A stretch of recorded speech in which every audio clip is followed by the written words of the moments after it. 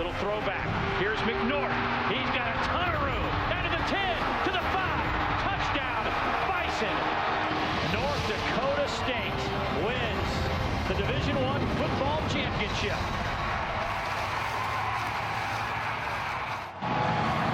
North Dakota State hopes door number 1 will lead them back to a national championship game berth. But six-time champion Georgia Southern stands in their way. It's an electric atmosphere here in Fargo, North Dakota.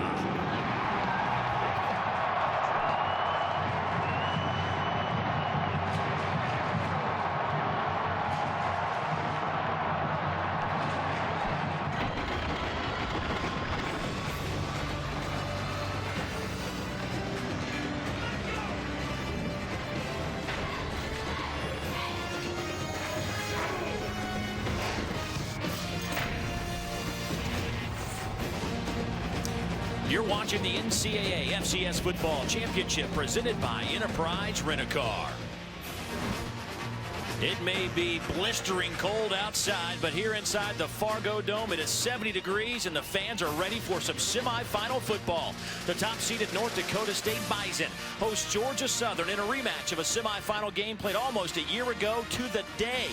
The winner of this one will move on to the championship tilt in Frisco, Texas on January 5th. The other semifinal game features Eastern Washington and Sam Houston State. Sam Houston State lost the championship a year ago. Eastern Washington won the title 2 seasons ago. And a pleasant good evening, everybody. I'm Dave Neal. This is Andre Ware. So glad you could be with us tonight. As we said, almost a year ago to the day, these two teams met inside this building. It was North Dakota State getting past Georgia Southern. And Andre, they did it with defense, and that has certainly been something that has typified a Craig Ball football team. And this year, I don't think anybody in the country has played better defense than the Bison. Yeah, if you're old school, they're Nebraska of the 1990s, where Craig Ball was a defensive coordinator there. They won championships with defense and a strong running game. If you're current and new school, well, they're the Alabama of the SCS, where defense ranks #1 in that category in total defense. They have yet to allow a rushing touchdown here in the playoffs, and they're led by their junior linebacker, Grant Olson, who last week against Wofford had 29 tackles in that football game. They've been magical defensively. Well, I'll tell you what, Mr. Olson will be busy again tonight because he's going to face one of the best, if not best, offenses in the country. This is a Georgia Southern team that has run up and down all over everybody all season long. They hope that can continue tonight, but that will be a tough test. Yeah, something's got to break here because you look at Georgia Southern, they're #1 in the FCS in rushing offense. Just been fantastic there. Total offense, they're 8th, and then they can score the football when they get down the field. They can make big plays through their running game. They are led by their quarterback, Jarek McKinnon, who played everywhere, running back, wide receiver, defensive back at times, but they really turned the corner when they decided to make him a full-time quarterback. You see the numbers there, 29 rushes, 171, and the 4 touchdowns a week ago. Yeah, speaking of a week ago, over 600 yards rushing for Georgia Southern. That'll be a tough test against North Dakota State tonight. It's the semifinals. It's on the other side of the break.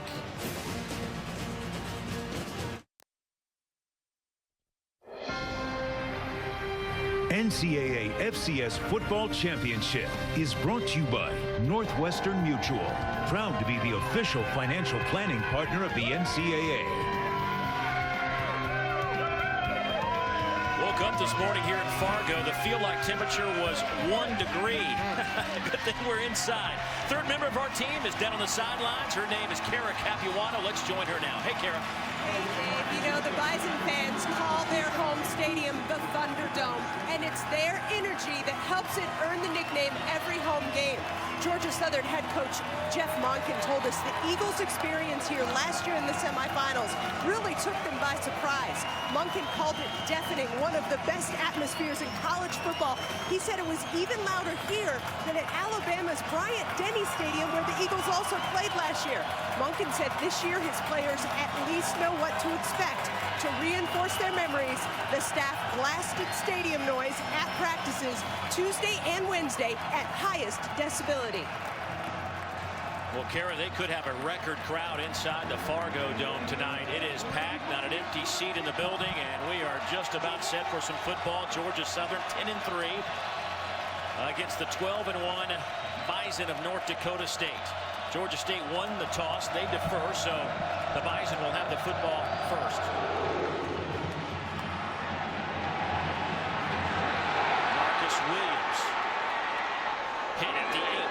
dropped on the spot. So Georgia Southern's defense will come on the field as we take a look at North Dakota State's impact players offensively. Yeah, they're led by their quarterback, Brock Jensen, just a junior, completed 72% of his passes last week. Sam O'Jury, as well as Grant Olson, the defensive leader, and then Sam O'Jury, their spark in the backfield. Marcus Williams on the outside at corner is a guy that we'll see that will play on Sundays.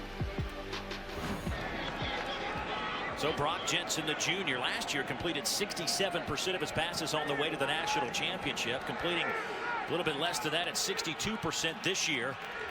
Will go under center, and this will be a very deliberate offense from North Dakota State. Out of the I formation, little play fake. Over the outstretched hands of Ryan Smith, incomplete. It'll be 2nd down and 10. Jensen, a big kid, 6'3", 225. 30-5 as a starter. He's won a lot of football games, won a state championship, and then came here as a sophomore, won an FCS national championship a year ago. You see there, 2nd in school history and career passing yards. He's solid, Dave. North Dakota State scoring 33 points a game. That is the best in the Missouri Valley Football Conference. In motion, Nate Moody, number 80. Out of the I, the handoff goes to O'Jury. He'll be stopped at the 20-yard line. Give him a couple of yards on the play. It'll be 3rd down and 8. You know, they're you mentioned very deliberate offense, very scheduled offense as well. And by that, I mean they have to have success on 1st and 2nd down. They love to live in 3rd and medium. And then they're outstanding in 3rd down situations where they're 52% on the season. And watch that little red clock, the play clock. It doesn't snap. I watched a lot of film on this team. Won't snap it until it's inside of about 10 seconds. That play clock's down to 6. Jensen gets the snap. Buys himself a little bit of time and then overthrows Ryan Smith. So the Georgia Southern defense stands tall on their opening possession, and they force a 3 and out. Well, that's big because this team, they really control the football against Georgia Southern last year, limited the opportunities. And then now they passed the first test by getting off the field on a 3 and out. Ben LeCompte punted away. 16th in the FCS in average at 42.3 yards per punt. Arian Robinson back to return. Robinson averaging 6.5 yards per punt return with a long of 37 yards this year. Boy, it's a good kick, a booming kick. Robinson backpedals about 18 yards and catches it at the 20. And he is dropped on the spot. 56-yard punt with no return. Andre, take a look at the Georgia Southern impact players. Yeah, they're led by their quarterback, Jarek McKinnon, who's already over 1,600 rushing yards this season. If you don't stop Dominic Swope, it's going to be a long night for North Dakota State. Defensively, Deion DeBose on the outside, their best player on the defensive front, and then their playmaking linebacker, John Stevenson, an outside linebacker.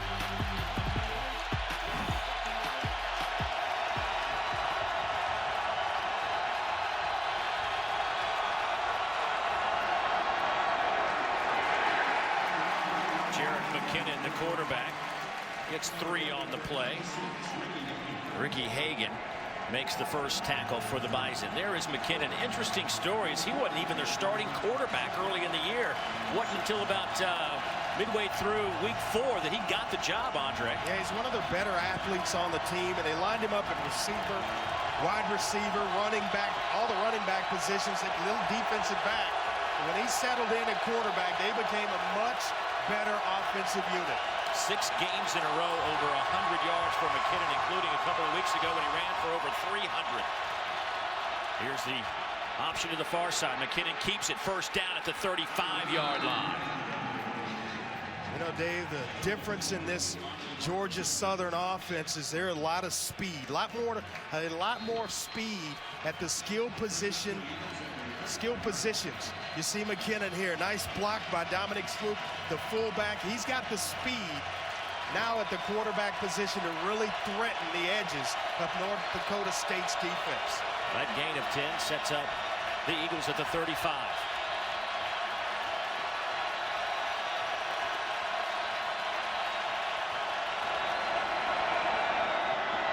Inside handoff. A Bison there to slow down. Dominique Swope, only a gain of a couple on the play. Just look at the time of possession here. 35 minutes, 35-15 for North Dakota State. That leads the FCS. 33-30 for Georgia Southern. You know what that spells? You better take care of the football as well as take advantage of your possessions when you have it and put points on the board, because they're going to be limited in this game.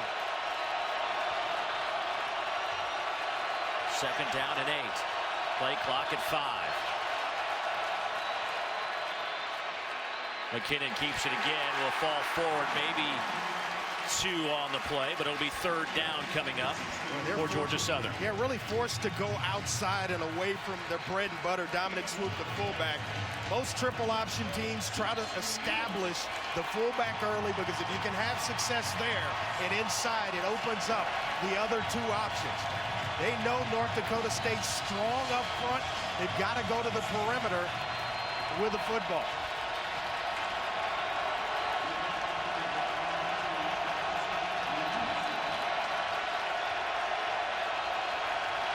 Izzy Uyo comes in at quarterback, number 11 for Georgia Southern. Will throw on third down, and the pass is complete. It goes to Kentrell Showers. Kentrell makes the 15-yard catch, and that'll be a first down for Georgia Southern. Yeah, Izzy Uyo is the better passer of the 2 quarterbacks. So when it's an obvious passing situation, we'll see him throughout the night. A 51% completion percentage for his career. You know, they'll lean on him, not afraid to put him in at any point in this ball game.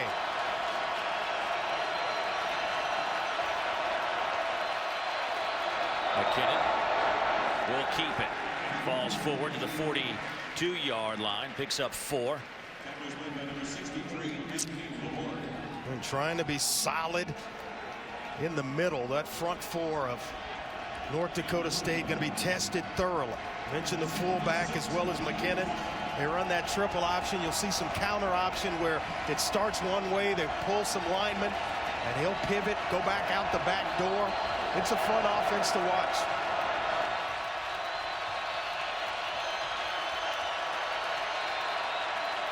On second down, McKinnon keeps it again, falls to the 30. Let's call it the 36.5-yard line. Give him 5 on the play. Mike Hardy, a defensive end, leads the charge for the Bison. And now you're looking at third down at about a yard. Well, if you're used to no-huddle offenses, you're going to see a lot of huddling in this one. They make sure they get the play calls right, get everybody set, and McKinnon's reads are a little bit different, or a lot different from most quarterbacks. Most eyes are down the field. He's reading the line of scrimmage. McKinnon keeps it first down to the 31. He's stacked up there, but you can move the chains for Georgia Southern. Grant Olson led the charge for North Dakota State. Grant Olson with 137 tackles coming in to this game. Take a look at Georgia Southern, and had to bye in that first round and then just demolished Central Arkansas in the run game. That's when McKinnon went for over 300 yards. Yeah, trailed last week to Old Dominion by 2 scores, and you get this type of offense down by 14, you usually can mail it in, but not this team. There's the handoff to Swope, and he'll pick up a couple of yards. Yeah, you know, it's interesting that you bring that up, and that is something that Coach Monk had talked to us about. Don't think that we can't come back on you just because we run the wishbone. They outscored Old Dominion 28-0 in the 4th quarter last week. Yeah, Jeff Monk, and he's kind of a disciple of Paul Johnson, the head coach at Georgia Tech. Coached with him for a number of years at Navy, was at Georgia Tech for a few years, and then last year became the head coach here at Georgia Southern. 10th play of the drive. Second down and 6. Ball sits at the 27. McKinnon keeps it to the 20. Inside the 15-yard line. Another first down for the Eagles. Christian Dudzik, the safety, slams him to the turf, but 14 yards on the carry for McKinnon. A couple of nice blocks on the outside. Logan Daves, the right guard, as well as Garrett Fry. And then you got to have your fullback blocking with your quarterback decides to keep the football. Dominic Swope as well out in front, chopping down defenders to pave the way for Jerick McKinnon.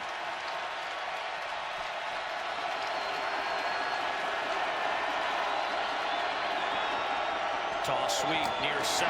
Robinson. He'll take it down to the 7-yard line. Give him 6 on the play. Travis Beck makes the tackle, the sophomore linebacker. And Georgia Southern in the red zone. They have scored a touchdown 64% of the time. Would like to improve on that. They've had some field goal issues throughout the year. I think that might be an understatement. Yeah, 38 touchdowns, 7 field goals. But 7 of 18 in the field goal department in the red zone. And that's where it's tough. They need to get themselves into the end zone.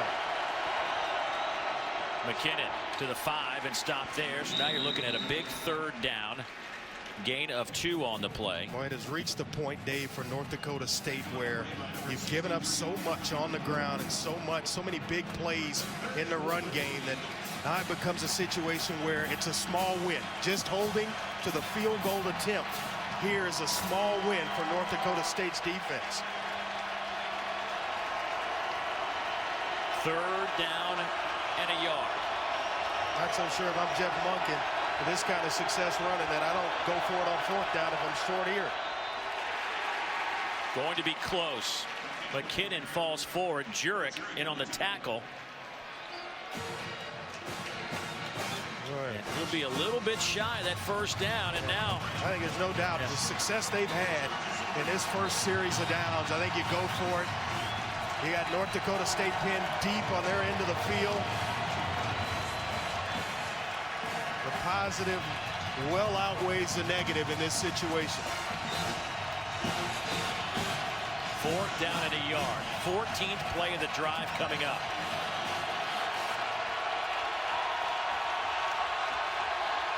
There's a mix-up. Play clock down to 4. Get a timeout called here and talk about it.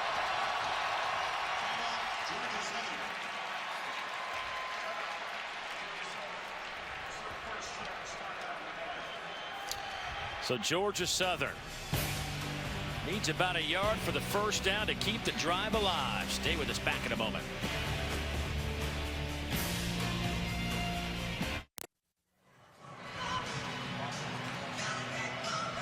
Georgia Southern had to call a timeout as the play clock was winding down, and they're facing a 4th down and about a yard inside the 5-yard line of North Dakota State.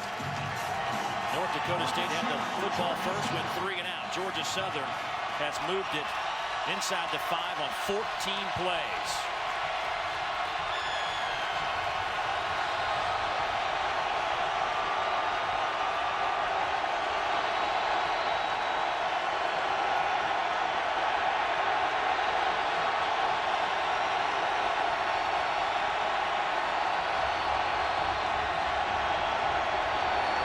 Sweep to the corner, touchdown. Georgia Southern goes 14 plays, 80 yards. J.J. Wilcox into the end zone. It's 6-0 Eagles. Well, nice play. They went so long with a play clock. I thought they were maybe just trying to draw North Dakota State off sides. And then made the nice shift in the adjustment to get Wilcox into the end zone.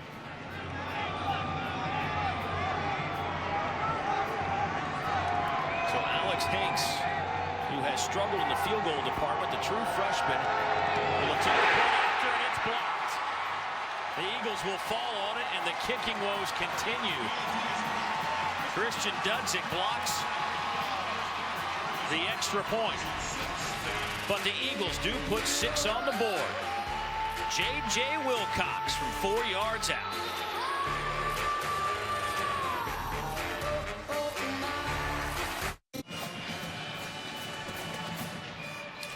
J.J. Wilcox, a starting safety, the senior out of Cairo, Georgia, with his first carry on the offensive side of the ball, takes it into the end zone as Georgia Southern goes 79 yards in almost 7.5 minutes. And for North Dakota State, Andre, this is amazing. That is the first rushing touchdown allowed in the FCS playoffs, only the fourth allowed all season long. Well, we knew something had to give because Georgia Southern runs the football so well, it's going to be tough to keep them out of the end zone.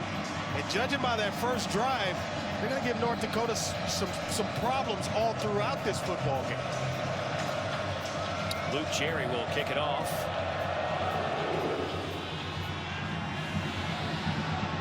Marcus Williams, the All-American. Williams out to the 25-yard line and tripped up there. Let's go back and take a look at the touchdown. Usually when you get the slot and it's this formation, you think Georgia Southern's going to go left, but they motion Wilcox, and then it's the pitch to outflank the defense. A couple of nice blocks as well, and then just the speed to get to the end zone. That nice chop down block was the one that sprung Wilcox by Darian Robinson.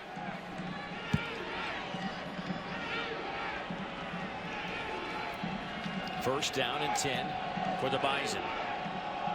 They went 3 and out on their opening possession. Little speed sweep to the far side. John Crockett close to the first down over the 35. Give him 9.5, maybe 10. Let's see if they'll move the chains. They will. That'll be good enough for a first down. Boy, they've been waiting a couple of years for John Crockett to get in uniform. A couple of academic hiccups kept him on the sideline for 2 years, and he's ready to go. 896 yards coming into this ball game. Averaging 69 yards a game on the ground, over 5 yards per carry. 3 100-yard games on the season. And North Dakota State once again deliberate to the line of scrimmage. And the I formation. Jensen looking to throw to the far side. Pass is caught. They'll spot it at the 45-yard line. That'll be a 9-yard pickup. Zach Farah, the sophomore receiver, with the reception. Yeah, good possession receiver. Zach Farah setting the defender up, and then a nice little out route, little comeback along the sideline, and Brock Jensen took a shot. Look at this, standing in there, the junior quarterback. They just describe him as a winner. Stands in the pocket, just wins football games. So second down and very short. Crockett, the tailback, will get the carry. He'll have the first down near midfield.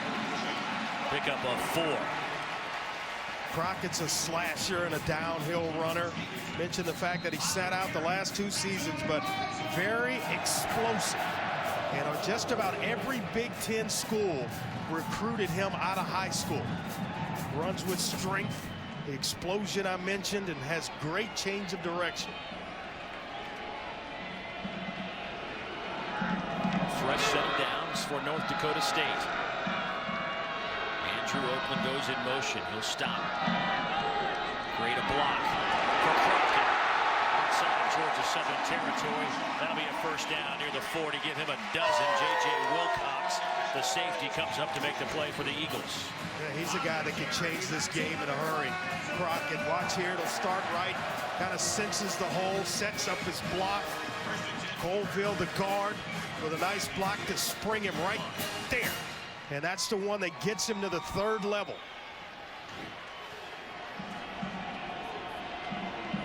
This offense, slowed down by Wofford last week, had their lowest output of 262 yards, but still able to come away with a 14-7 win.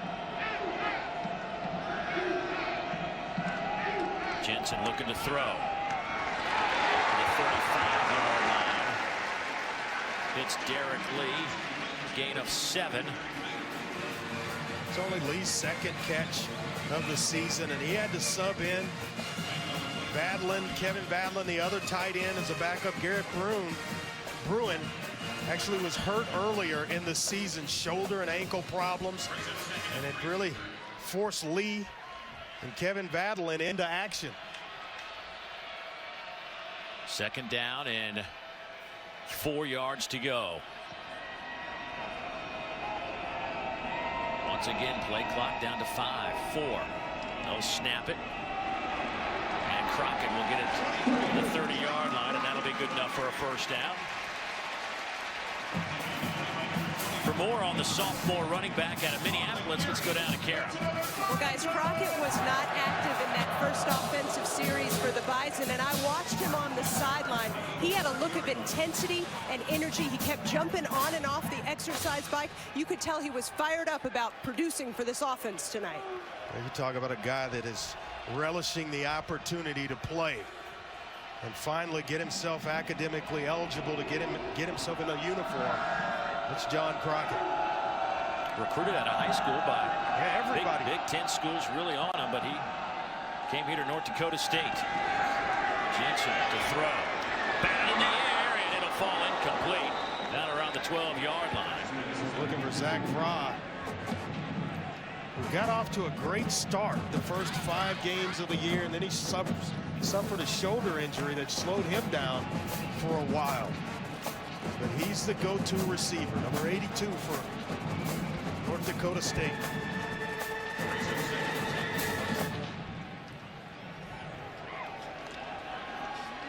These two clubs love to possess the football, and Georgia Southern's one drive resulted in a touchdown, but the extra point was blocked. It took 7:26 off the clock.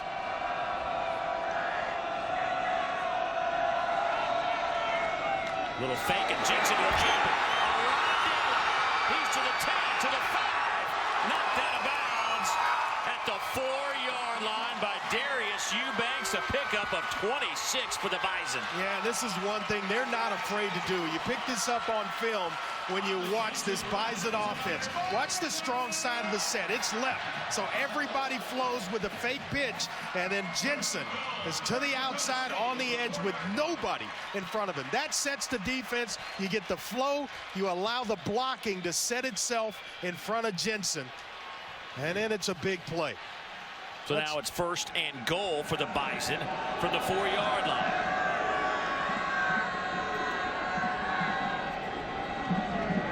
Here's Crockett. He'll take it down to the 1. Did he get in? They'll say no, just shy. It'll be inside the 1-yard line. Maybe take a look at this one. Not quite sure the knee was down. He kept working. It looked like he stopped right there, but he just keeps churning. Yep, good call. Knee's clearly down and short of the goal line. Officiating crew out of the CAA.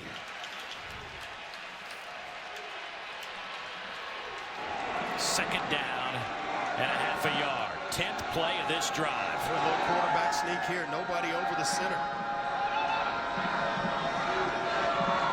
They'll hand it off to Crockett. Flag down on the far side of the field, however. As Crockett is denied, might have lost a few inches on the play.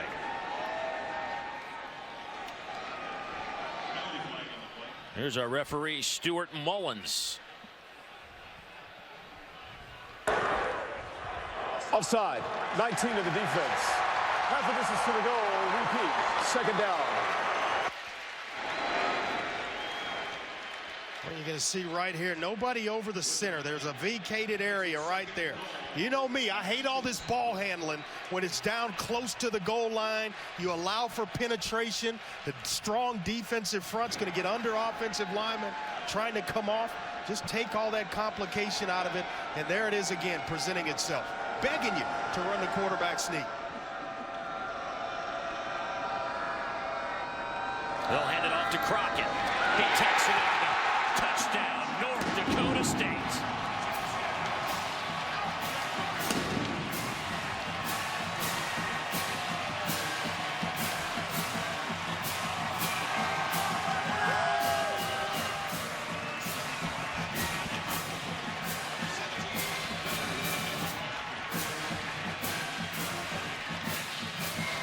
So the Bison an extra point away from taking the lead. Adam Keller, 51 out of 54 in the PAT department, and some movement by somebody for North Dakota State. We'll back them up 5. Full start, number 73 of the offense. 5-yard penalty. We will play the try. Joe Lund, the Starting center. 3-year starter up front and a team captain, and nobody feels worse than him. Those are mistakes that team captains aren't supposed to make.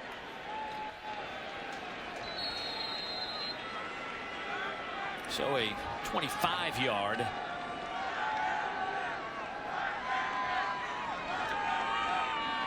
Extra point attempt on the way. And Keller has his blocked. Brent Russell, the All-American, steps up to put a big paw on it, and both teams have had an extra point rejected. The second block of the year for Russell, but they do pick up 6, and we're NCAA FCS Football Championship is presented by Enterprise Rent-A-Car. We'll pick you up. And in part by Pizza Hut. Now get any Pizza Hut pizza, any size, with any toppings when you carry out. Pizza Hut. Make it great.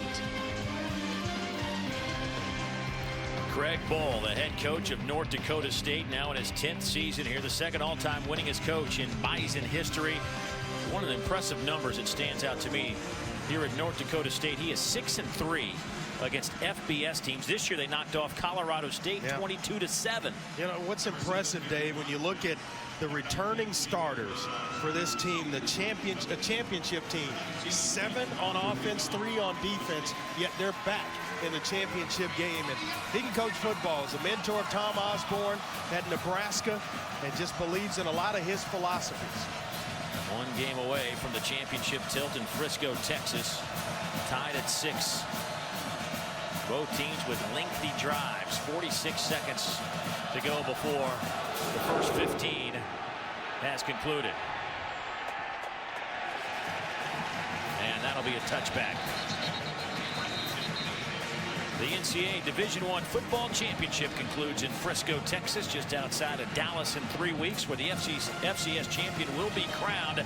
The game kicks off at 1 o'clock Eastern on January 5th on ESPN2. For more information, go to NCAA.com, the official online home for all 89 NCAA championships. Boy, had a good one last year. North Dakota State knocked off Sam Houston State.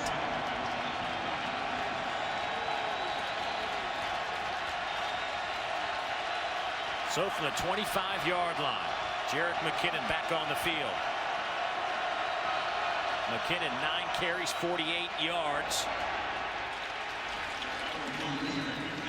He'll pick up 4 on the play. Cole Jerick led the charge for the Bison. Well, watch Danny Lukey, and he just swallows up Dominic Swope. That's how important the fullback is to this offense. Everybody's assigned right here to someone. You've got it right there. He has the football or not at the top of the screen. Go tackle. Let everybody else just kind of do their responsibilities. Trust your teammates when you play an offense like this. McKinnon keeps the football out to the 35. That'll be good enough for a first down. Grant Olson makes his 4th tackle of the evening, but that'll do it for the first 15 minutes from the Fargo Dome. And North Dakota State and Georgia Southern all locked up at 6. The winner moves on to the FCS championship tilt.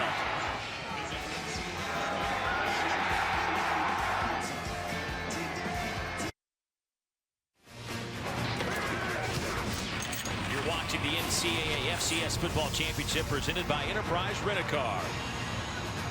Dave Neal, Andre Ware, Karen Capuano with you from the Fargo Dome. Look at our first quarter statistics and pretty much what we expected, Andre. Yeah, pretty even ball game statistically, and time of possession certainly favoring Georgia Southern, but they have the football now. But that leads us to where we are, tied at 6 apiece. Georgia Southern's opening drive went for a touchdown. 7 minutes and 26 seconds off the clock. Handoff goes to Dominic Swope.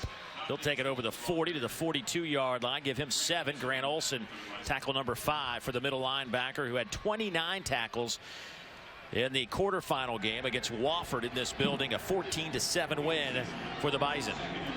Boy, Swope can really stress a defense. Averaging 6 8.2 yards per carry coming in. And if he gets going, as I mentioned earlier, a long night for North Dakota State.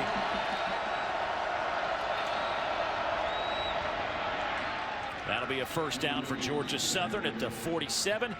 Time to get an update. Let's head to ESPN Studios. Adnan Verk, what's up? Well, Dave, the Celtics and Rockets over on ESPN. Boston has lost 4 of its last 5 road games, while Houston has won 7 of its last 9 at home. Currently, Houston has an 8-point lead early in the second quarter of play. James Harden doing his thing. We'll get you back for more college football. Dave Neal, Andre Ware. Dave? Thanks, Adnan. First down and 10 for the Eagles. North Dakota State came in giving up just 78 yards a game rushing. Georgia Southern, to this point, closing in on 100 yards rushing. That was a gain of 3 for McKinnon. Oh, and it's all feel for him. Knowing when to put it in there and give it to Dominic Swope.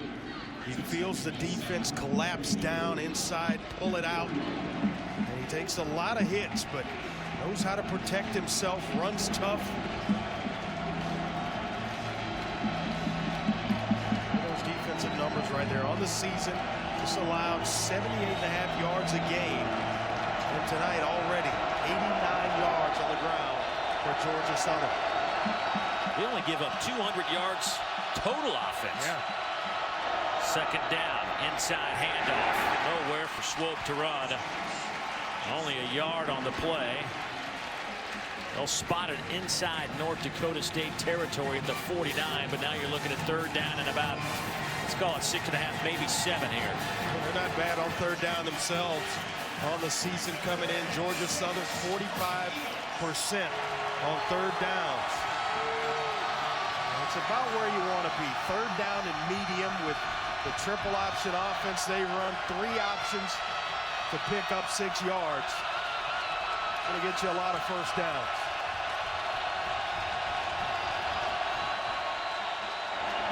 McKinnon to throw over the middle, has his man Swope.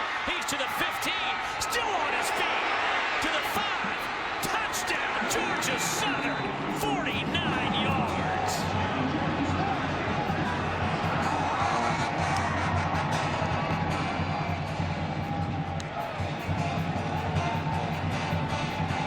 It's only his 3rd career reception, and right here a nice delivery by Jerick McKinnon to his fullback. Fooled everybody. They're thinking run, they're thinking option, and Georgia Southern pulls out a little trickery.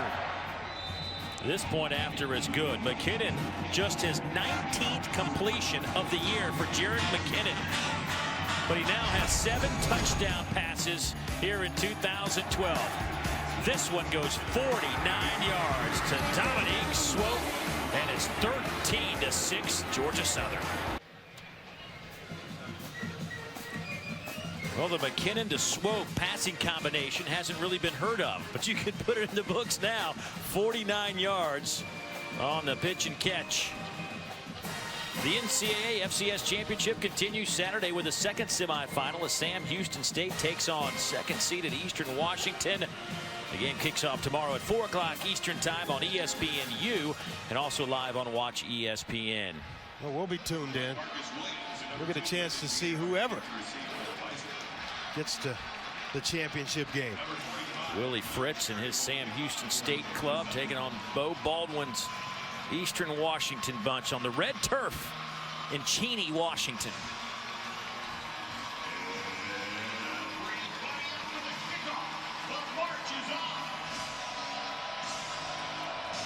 Well, we've had 4 possessions. We've had 3 touchdowns. Luke Cherry will kick it off. Marcus Williams back to return. Brendan Pierce will bring it out, and he is hit and loses the football. But a flag comes down. Multiple flags come flying in, but the ball recovered by North Dakota State at the 15. Yeah, maybe a face mask penalty here that's going to give North Dakota State 15 yards even after the fumble recovery.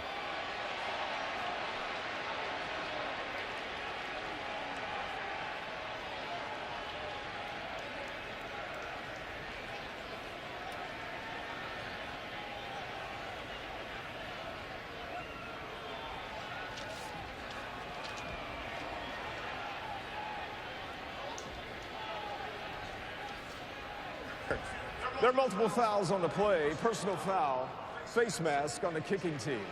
Holding on the receiving team. Those penalties offset. We will replay the down. Do it all over.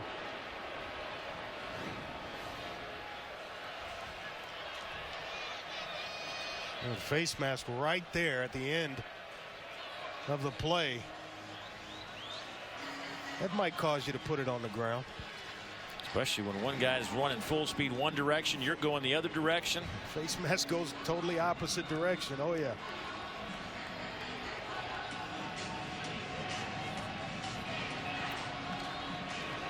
Well, they said they were going to replay the down.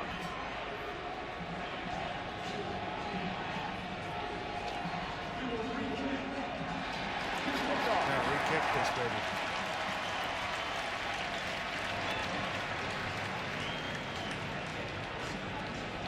Georgia Southern's defense still kind of hanging out there, saying we're ready to go, but they're going to take a few minutes off as we re-kick this. Jeff Monken wants an explanation.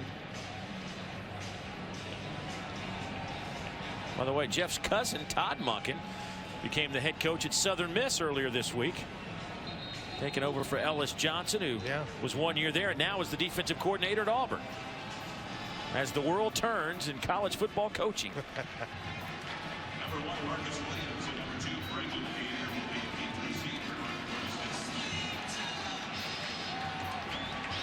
So Pierce and Williams will be back to return the kick, and Georgia Southern's kickoff team, Brendan Pierre back to return. And Georgia State's kickoff team, Georgia Southern's kickoff team, still trying to get back on the field.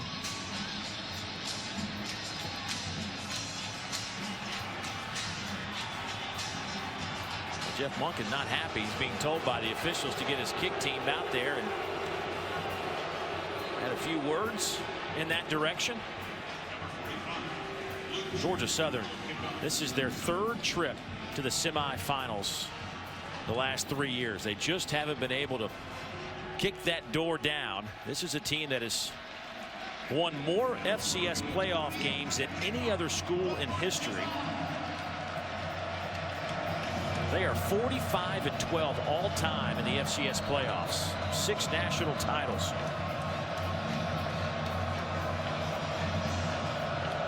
So Luke Cherry will kick it again for Georgia Southern. This one will be taken by Williams, a couple of yards deep. And Marcus turns the corner to the 20 and is walloped at the 28-yard line. They'll spot it at the 29. Edwin Jackson with a good special teams hit for Georgia Southern.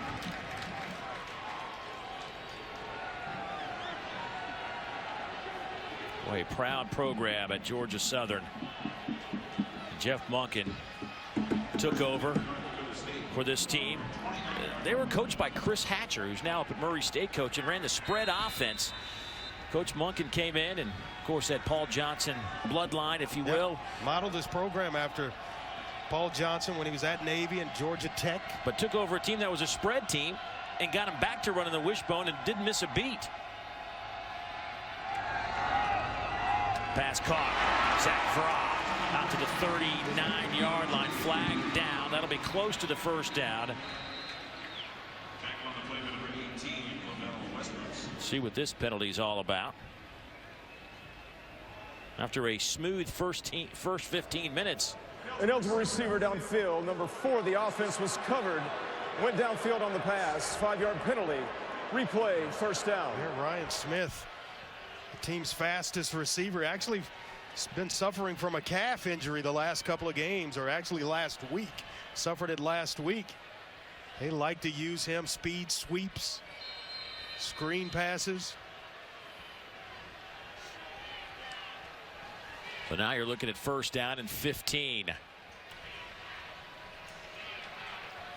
First and 15 for the Bison. Jensen, 2 out of 5 for 15 yards, throwing the football. Handed off to Crockett. Excuse me, that's O'Jury with the carry, gain of 6. Well, they look a lot alike.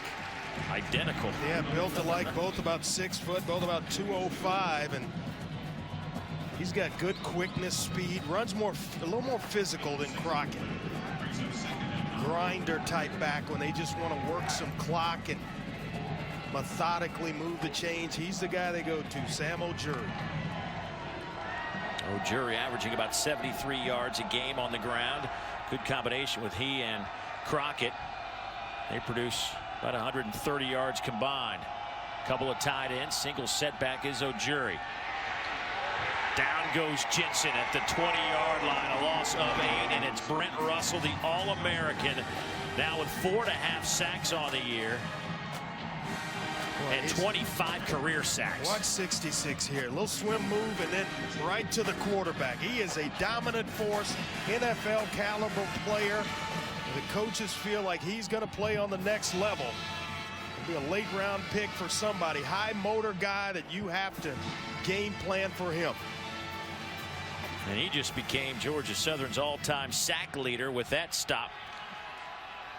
Young man now has 55 tackles for loss in his career. Jensen stopped at the 25-yard line on 3rd down at 18. So here comes North Dakota State's punting unit. Blake Riley will get credit for that stop. Well, let's check in with Kara. The level of focus for Brent Russell down here on the sidelines has been amazing. His leadership for this defense.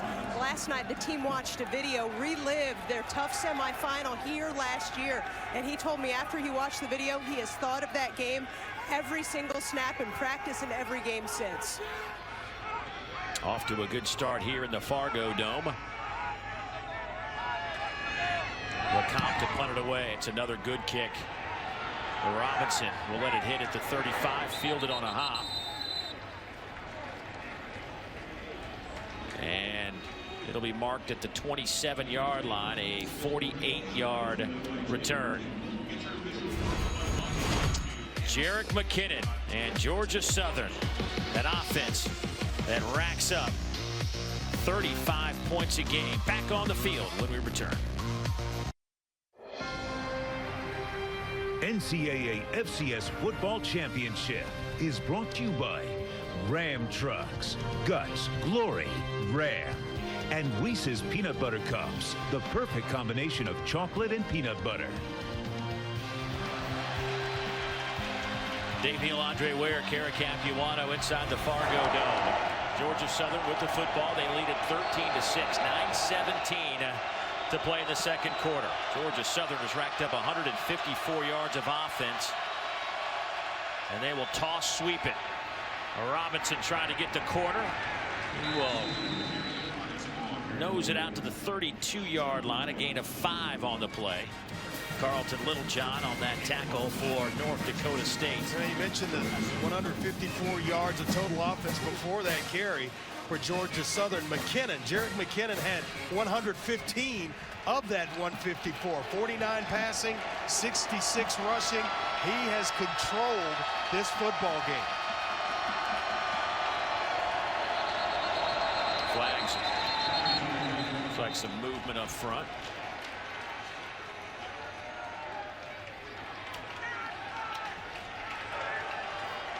False start, number 58 offense. 5-yard penalty. Still second down. Well, that's big when you really depend on success on 1st and 2nd down to stay on schedule. That was one of the keys that Jeff Monken told us about.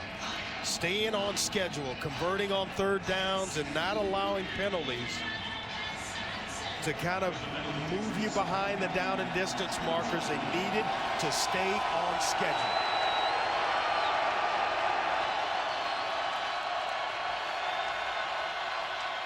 Inside handoff goes to Swope. He'll get it out over the 35. That'll put you back on schedule in a hurry. Grant Olson brings him down, but not before Swope picks up 9 of the needed 10. Well, that's right in the face mask of your defense. Fullback coming downhill. Big physical guy at 5'11", 221.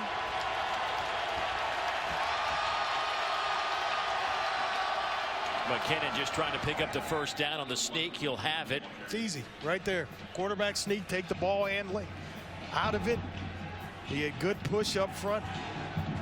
Logan Daves, the right guard, second team all-conference player. You see the success right there for Georgia Southern.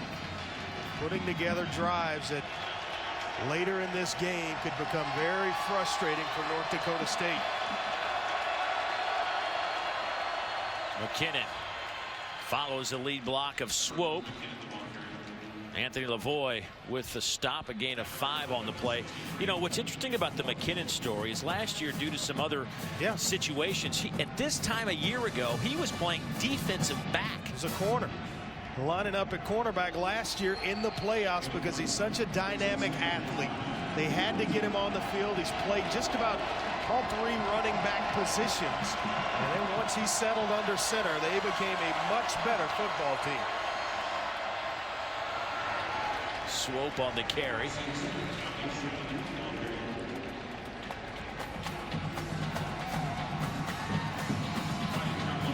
Talk about, look how low he is right there. And why is he that low? So you can get explosion. You can hide the football as well. You don't know when it's been, if it's given to the fullback or if he's pulled it. Is that how you used to take the snap back in the day? A little bit higher than that. I was reading out there, not the immediate line of scrimmage. 3rd down and 2. McKinnon. Nowhere to go. Bottled up, flags come in as well. That may be a hold against Georgia Southern in the process. A loss of a yard on the play. Ryan Drevlo, their best defensive lineman inside. Nice job. Get him for a chop block as well. Well, watch the flow of the defense here. Drevlo getting low, getting off the block, and then making Personal a nice foul, tackle. Chop block, number 76 offense, 5-yard penalty. Replay 3rd down. Talking to the defensive coaches. Chris Kleiman, the defensive coordinator, says he's the guy that can fight through double teams. Our best inside run stopper. He'll be tested throughout this game. Now you go to 3rd down and 17. This is not a place that Georgia Southern wants to live. 3rd and long. They are not comfortable in this situation. Is he Ute in at quarterback? He's completed 1 pass today. Will throw near side. High throw pass is caught. Kentrella Showers with another catch. Yeah, Andre Martin on the coverage, and the completion's there. You just want to make sure you make the tackle and keep him short of the 1st down marker. And now finally Georgia Southern going to send the punting unit on the field.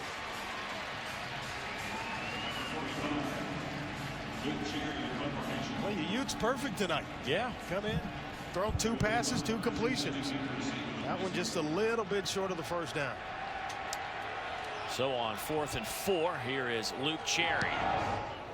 Wobbly kick that will hit at the 25 and take a Georgia Southern roll inside the 15 all the way down to the 12-yard line. A 44-yard punt.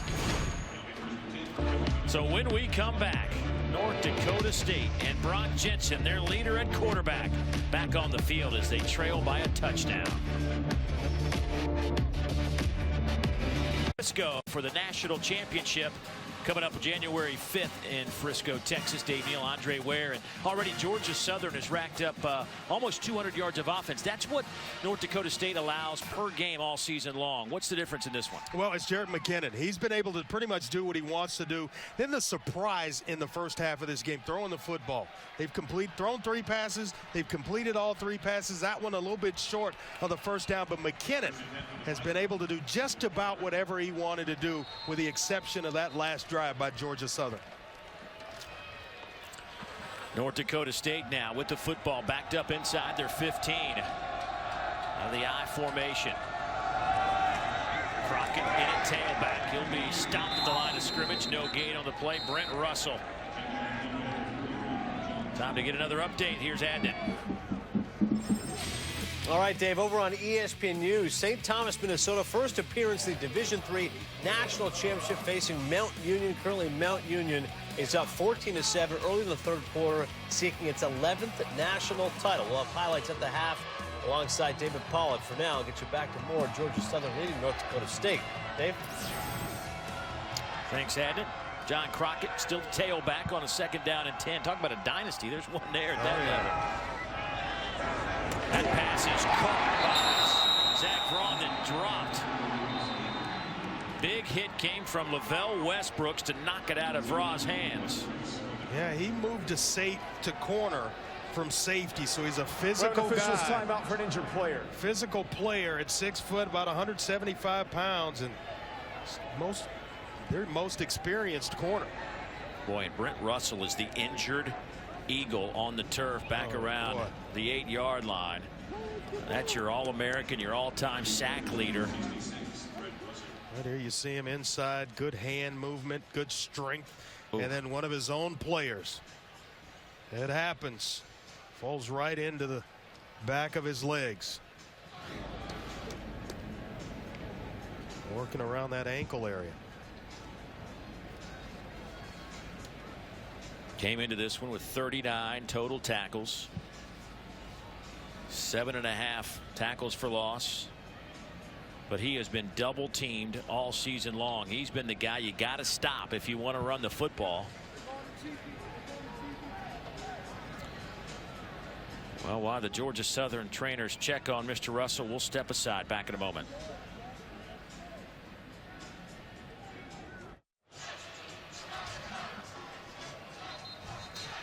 Watching the NCAA FCS Football Championship presented by Enterprise Rent-A-Car, and that is Brent Russell being helped to that Georgia Southern bench. They couldn't put pressure on it initially coming off the field, and they finally there starting to put a little pressure on it. You get a little more movement. Big time tape job, maybe get the big fellow back in this game. So it's 3rd down and 10 for North Dakota State. Derek Lang in at running back now. 4-man pressure. Jensen over the middle. Pass is caught, but should be maybe a little shy of the 1st down. Ryan Smith with the catch at they'll spot it inside the 22-yard line. Well, I thought he was right at the 1st down marker and would get a little bit better spot. Watch here, and Jensen delivering the football right there as he catches it. Looked like he was at the 22 when he made the catch, but going to mark him a little bit short of it. And Craig Bowl doesn't want to mess around with this, and he will send out his punting team, Ben LeCompte. And they may look at this spot. They take a look at it, because when he caught the ball. The ruling on the previous play is the runner was short of the line to gain. That play is under further review. When he caught the ball, it looked like both feet came down around the 22. And then after the tackle, ended up where the ball was spotted. So it's going to be close. They're square in by Smith. Watch here. He's up around the 23.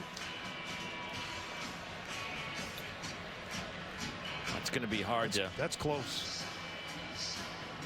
Maybe this is a better look, but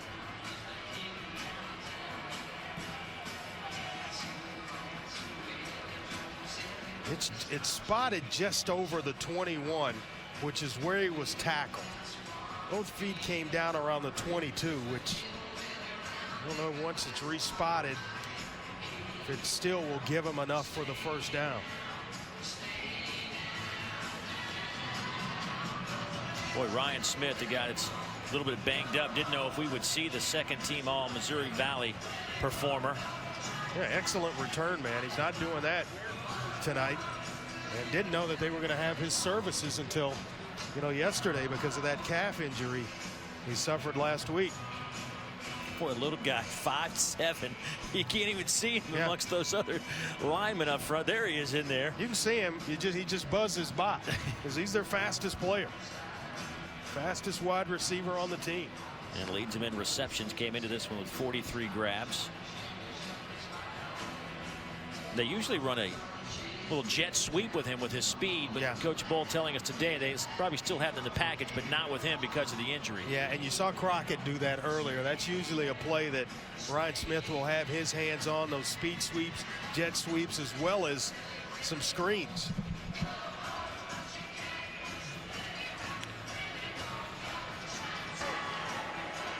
After further review, it has been determined that the receiver caught the ball beyond the line to gain.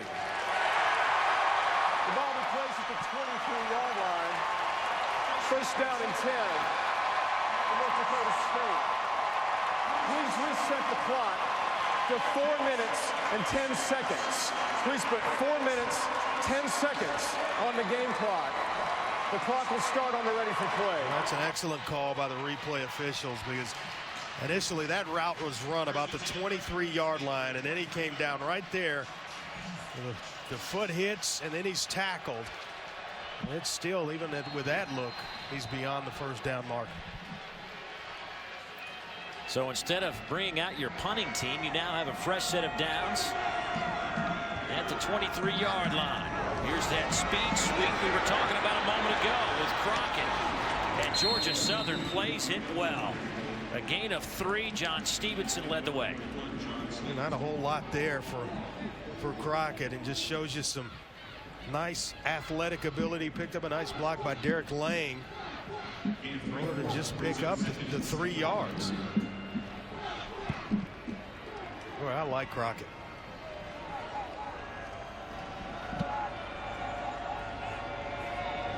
So second down and 7 with 3:24 to play in the first half. 13-6 Georgia Southern lead. Quick slant, incomplete. It'll be third down and 7. Trying to find Vra. Big time targets. He actually leads them in receiving yards with 569 coming in tonight. Brock Jensen not himself. 3 of 8, 26 yards. Of course, the 21 on the ground, but you got to find a way to get him in some type of rhythm. Derek Lang stands to the right of Brock Jensen.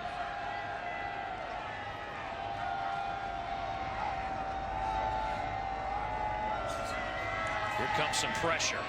Jensen's throw over the middle is caught. Zach Vra will have the first down over the 35 to the 36. A gain of 10. Lavelle Westbrooks brings it down. Well, they show the blitz a little bit too early, which allowed North Dakota State to pick it up. That little hint move right back to the outside fooled Wilcox, and that's what gets Vra open. He bites, goes outside, Vra comes inside, and they time it up well with Jensen.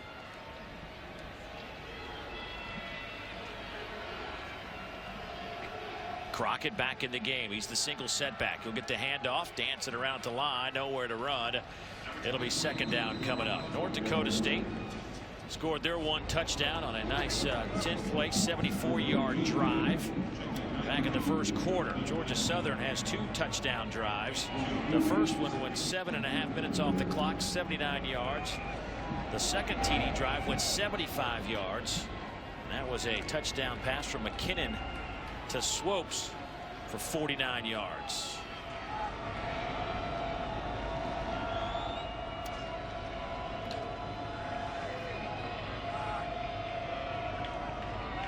On second down and 8, play clock at 5.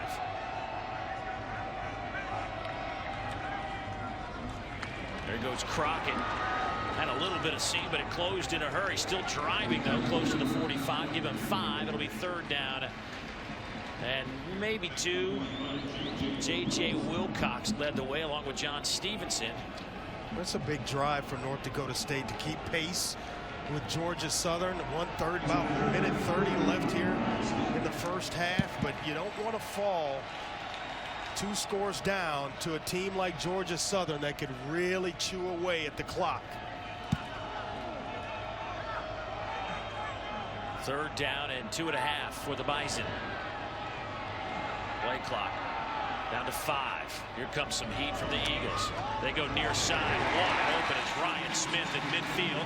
That'll be a first down and stops the clock after a gain of 6. Now keep in mind, you see there all 3 timeouts for North Dakota State Every time there's a first down, the clock will stop automatically as well when a player gets out of bounds. So that's a lot of time on the clock for this offense. About 10 plays, and they've only made it to midfield. Nickel and dime you all the way down. That's kind of their MO offensively.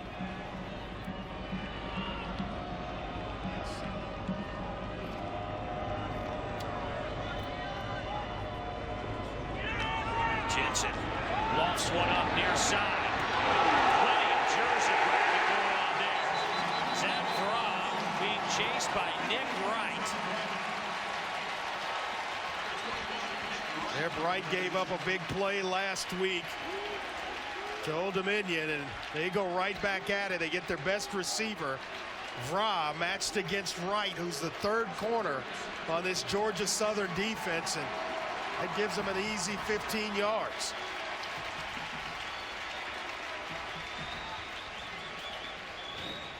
We'll watch here, just a nice move, nice setting right inside, and gives the quarterback room along the sideline to move him away. But you see Wright just grab the jersey on the back portion of the shoulder pads. So first down and 10 from the 35.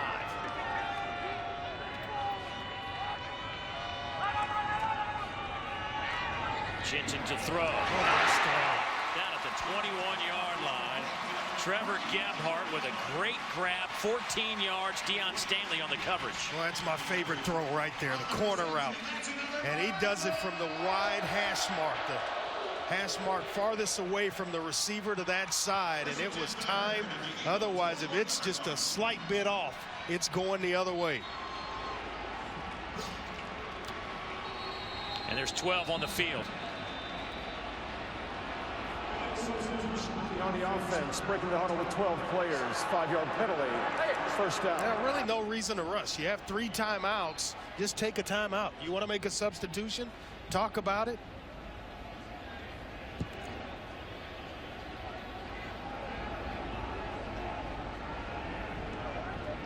Greg Bull thinking about taking a timeout.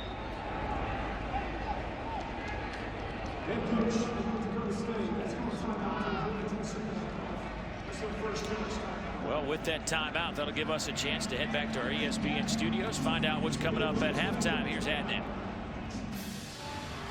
All right, Dave, lots of good stuff to look forward to, including the Division III title game over on ESPNU. We'll have highlights of that game, plus the 7 bowl games to look out for before Christmas, and Pollock's players to watch.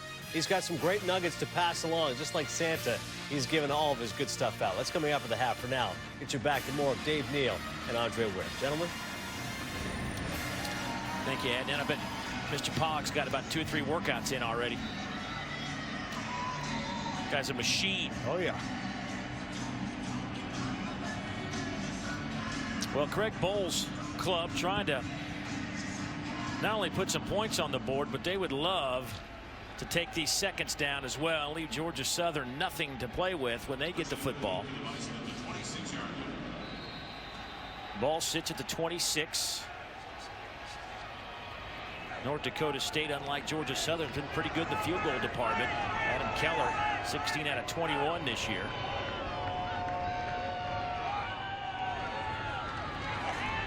Jensen over the middle, pass caught. Ryan Smith to the 20. They'll pick up the yardage they just lost a moment ago.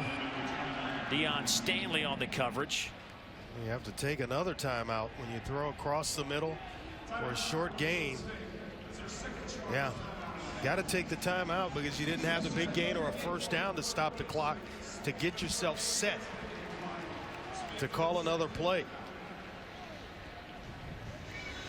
Well, anybody that's just dialing us up right now, here's how we got here back in the first quarter. Georgia Southern, 14 plays, 79 yards. Wilcox's first carry of the year, the safety, takes the football in for the touchdown. Then North Dakota State answers back, 74-yard drive, 5.5 minutes off the clock. Georgia Southern going to the air. Yes, that's what I said. Georgia Southern goes to the air as McKinnon hits Swope on a 49-yard touchdown pitch and catch. Both clubs had their opening extra points blocked. That's why we have the odd number here, 13-6 our score. Georgia Southern 191 yards. And to put that in perspective, North Dakota State came in here allowing just 78 yards rushing per game and 206 yards total offense. But the Bison knocking on the door here. Second down, and let's call it 8 from the 19. Watch the tight end in the middle of the field, right here.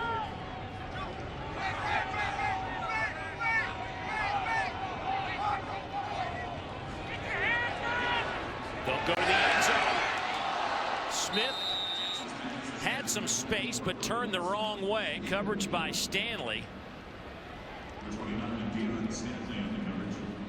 They came back with the same set, and Kevin Vadelin, the tight end there, number 85, came free the play before, and they go the same defense, but they walk the safeties down.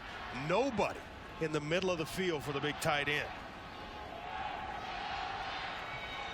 I'm amazed at how quiet this crowd gets when North Dakota State has the ball and how loud they are when Georgia Southern possesses the football. Well trained here inside the Fargo Dome. Third down and 8. Pressure comes. Jensen is popped as he throws the football. It's incomplete. Pressure came from Eubanks. Had what he wanted. He had the blitz coming, man-to-man across the board. Zero coverage, which means nobody in the middle of the field, but he didn't have time to stand in there. Darius Eubanks able to get to Jensen before he can actually get set to throw an accurate pass. So Adam Keller, the first team all-conference kicker, inside the 40, is 14 out of 15 this year. This is from 36, and he hammers that one home. So North Dakota State leaves just 25 seconds on the clock. They cut the Georgia Southern lead to 4.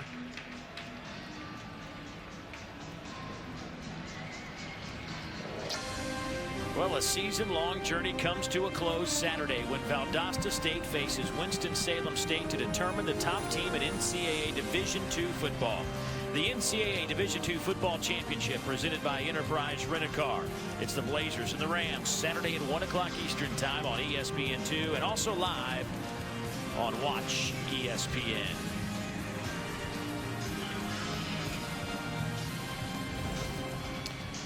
Well, that Bison drive, 14 plays, 69 yards, 4:36 off the clock.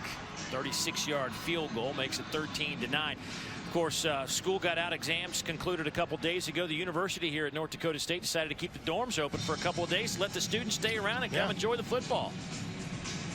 Smart move. This is a noisy place. When it gets going, North Dakota State's on defense. Makes it difficult for the offense to communicate. It's been fun.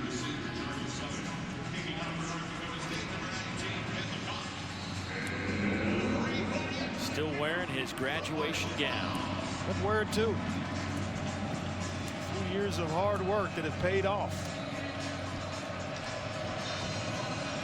Now he's got to go get a job, though. Sleep in that baby. Right.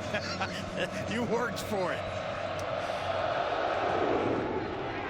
Then LeCompte to kick it away, and that will sail out of bounds.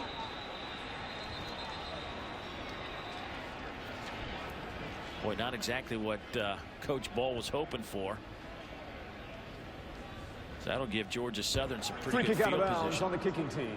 The ball will be placed at the 35-yard line. First down. But with a 13-9 lead, don't look for Jeff Monken's offense to try to go down the field and light it up.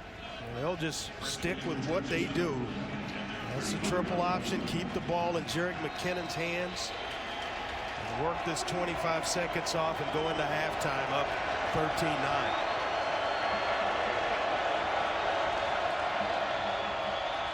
We'll run a little option game. McKinnon dropped on the spot by Travis Beck. A little counter option where you start one direction, get the defense to flow, and try to get the edge coming the other way, but he takes care of the football, and they're in no hurry to run another play here.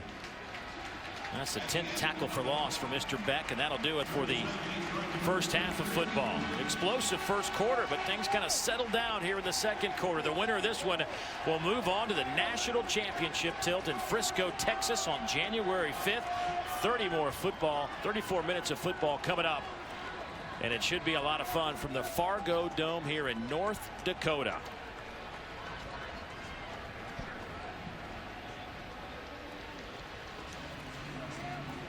Let's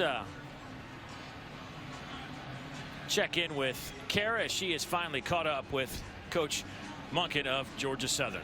Coach, being able to hold North Dakota State there to a field goal instead of a touchdown, the defensive stand, what did that say about their tenacity in the first half? I thought the kids did a nice job keeping them out of the end zone. Where we were disappointed, we had that big third down, 3rd and 10. We let them go. We would have made them punt. I'm hoping we get another chance with the ball. What's going to make the key difference in the second half to hold on to the lead? Just to play hard. This is a great football team we're playing, and hopefully we can tough it out and find a way to win. Thanks, Coach. Thank you. Dave? All right, thank you very much, Kara. Our score here, 13-9. Georgia Southern on the road.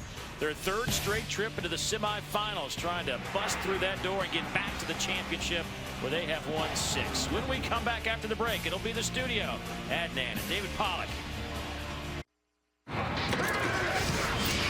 You're watching the NCAA FCS Football Championship presented by Enterprise Rent-A-Car. Back inside the Fargo Dome, Dave Neal, Andre Ware. Georgia Southern comes in as the 5th-seeded team in the FCS playoffs. They lead by 4 over the top-seeded North Dakota State Bison.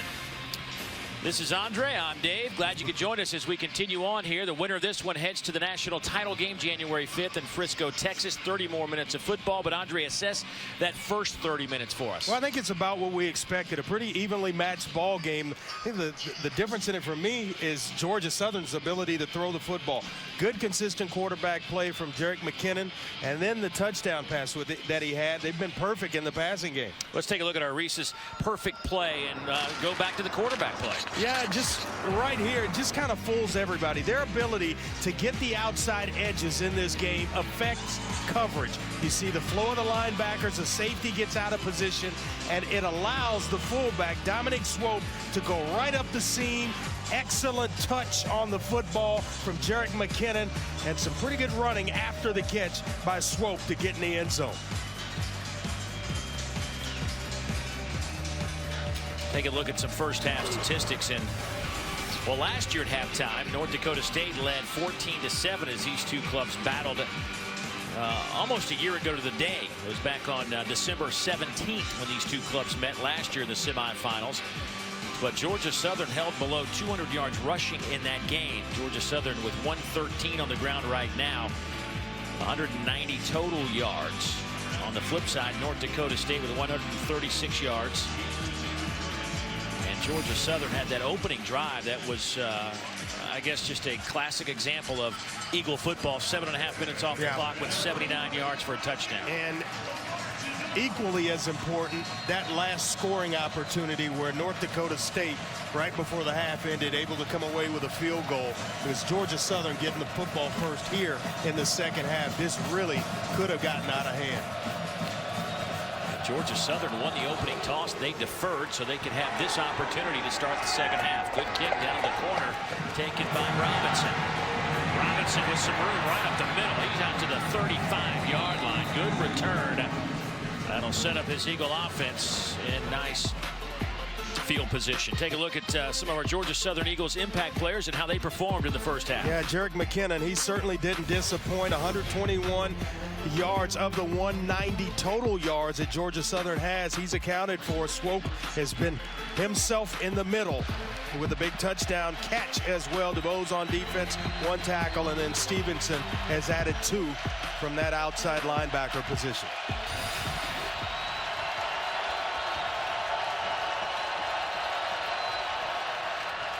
Here's McKinnon. Gain of a couple on the play. Travis Beck with 7 tackles tonight. The sophomore linebacker. We're right here, able to track it down. Everybody knows their responsibility. And then now it's just 2 options of the 3 that they usually have. It's just quarterback and pitch man. They use Swope to try to get the outside. And North Dakota State does a nice job of slowing things down and containing Georgia Southern.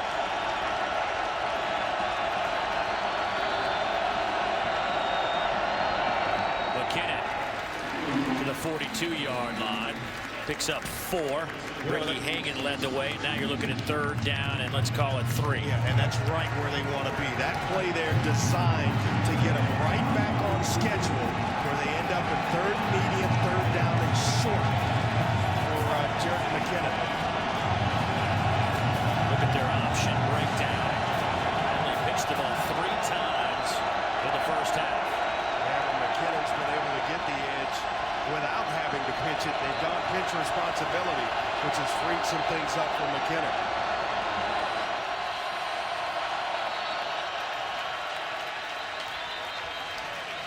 Garrett Fry may have jumped here. May have flinched. Full start. Offense number 58. 5-yard penalty. Still 3rd down. Cole Jerick made sure that he pointed it out against Fry. Flinched just a little bit. He ran and told the teacher. That got him in trouble.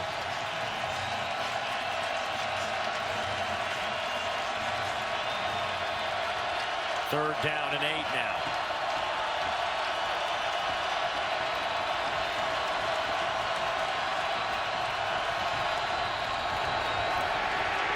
McKinnon gets the corner, has the first down into North Dakota State territory.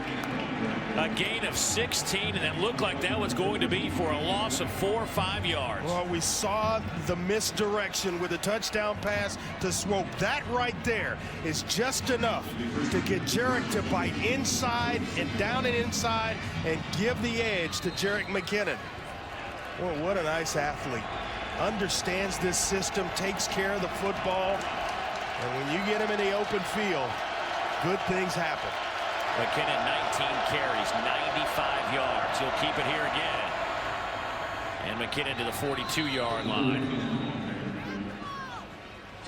Give him 5 on that play. It doesn't look like he's getting much, but there it is, 4, 5, 6 yards a carry. And that's what kills you. Usually it's the fullback in this offense as the first option, where they go inside to Swope, and if he gets going, then it's really tough. An official's timeout for an injured player. But what they've chosen to do, Dave, is use Swope as a blocker for McKinnon. And he's just following him right in the hole after he throws a block. He allows the offensive line to set up blocks. And he kind of moseys in there 4 or 5 yards a pop.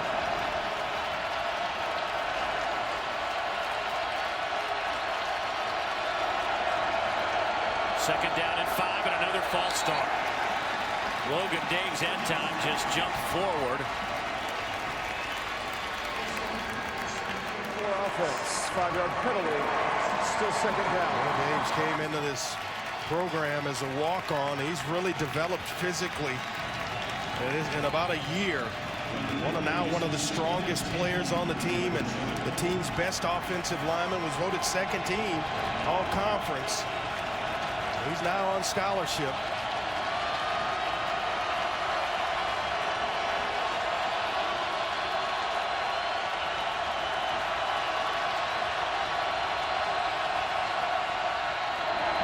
McKinnon breaks a tackle, keeps it off the far side, still on his feet.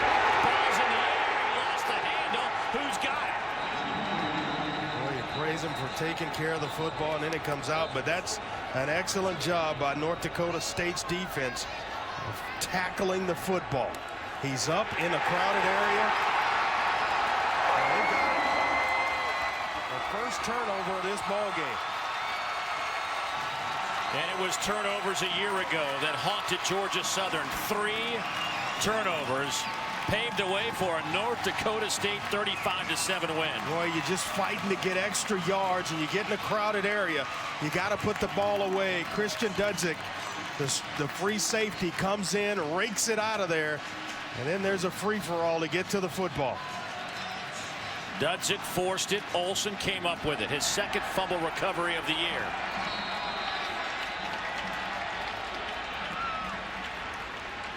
And North Dakota State sets up at the 41-yard line. Well, this is when I like to take a shot. When you get a big turnover and a momentum swing, go down the field.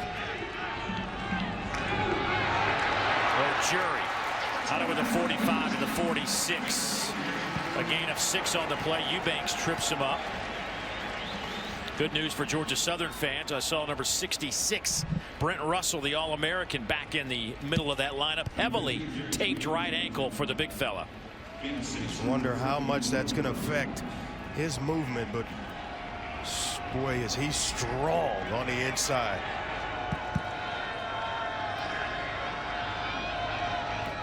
So they'll line up in the eye on 2nd down and 4. Breaks free into the open field. It's a foot race, and he will win it.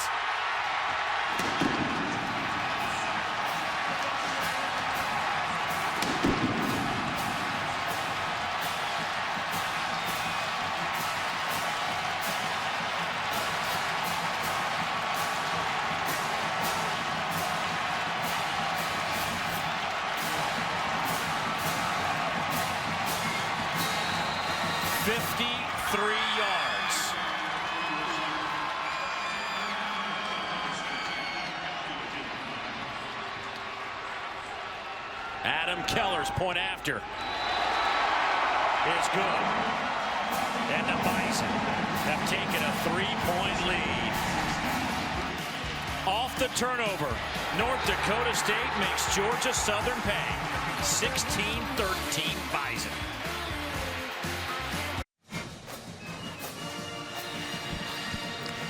Sam O'Jury, the junior tailback with the longest run of the year. 53 yards and a touchdown. Watch the block of the center, Joe Lund. He's going to block back. They pull the right guard around, who will get to the 2nd level, Tyler Jemistad, and that's the block that's going to free up Sam O'Jury. Watch 71. He works up to the 2nd level, and then it's out the back door and a foot race to the end zone. Nice block by the center. Jemistad pulls around and catches the linebacker on the 2nd level, and then it's a foot race for O'Jury. With that sub 4.5 speed, not going to be caught, Dave. That is the 10th rushing touchdown of the year for O'Jury out of Barrington, Illinois. Big contributor on the team a year ago when North Dakota State captured the FCS national title. Lecomp's kick will sail down to the goal line. Taken by J.J. Wilcox, and he is stopped at the 15.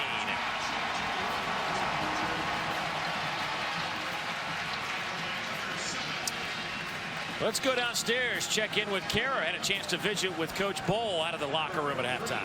Coach Bowl told his defense they need to do a better job on 1st down. They're giving up too many yards. He told his offense, hey, you need to stay on schedule with your productivity. You can't make any mistakes. And the most important message was to the whole team, guys. He said, hang in there. It's only a 1-possession game. And now a 1-possession game in favor of the Bison. On 1st and 10, the handoff to the up back. Swope will get a couple of yards. Well, they tried to soften it up early with McKinnon and Swope being the blocking back, and now they've tried to come back to it with that regular triple option going to Swope inside. And they are so strong up front, this Bison defensive front.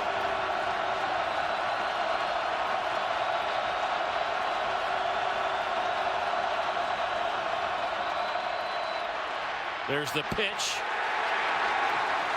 Jonathan Bryant pushed out of bounds after a 2-yard pickup by Marcus Williams, the All-American at corner. Yeah, the conference's defensive player of the year and one of our impact players going to have some outside leverage responsibilities in this game. Not going to have many coverage responsibilities, but has to come up and run support. And he passes the test on that down.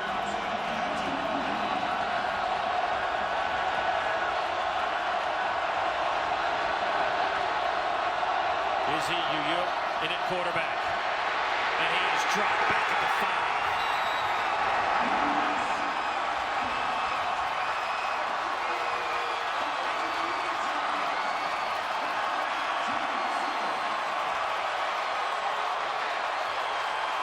I don't know about you, but I feel a momentum swing. They blitz the linebacker, Carlton Littlejohn. He gets there, and it's a just make sure you get your Ute on the ground. He did it, and the field position has swung in favor of North Dakota State. And there will be a flag in the end zone. Dudzik on the return, but all for naught. Here's Wonder. This is the big one. Personal foul, roughing the kicker, number 32. 15-yard penalty, automatic, first down. Well, you talk about getting a bailout right here. Once Jordan Champion at the bottom, he's going to come free, trying to get the block and just enough of Cherry.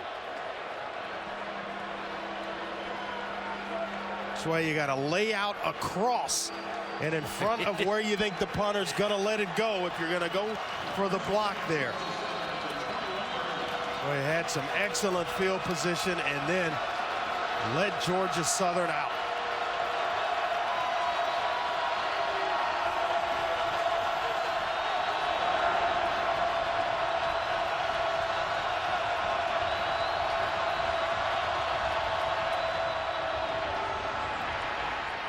Swope will take it over the 25 to the 27-yard line. Give him 6. Cole Jurek in on that tackle. That's 4 stops for Jurek from his defensive end position. Well, and that's the bread and butter of this offense. Going right there, the triple option. Giving it to Swope inside. I mentioned earlier he came into this game averaging about 6.2 yards a carry. And if they can get that going, we got with a reprieve on this drive. Get dangerous.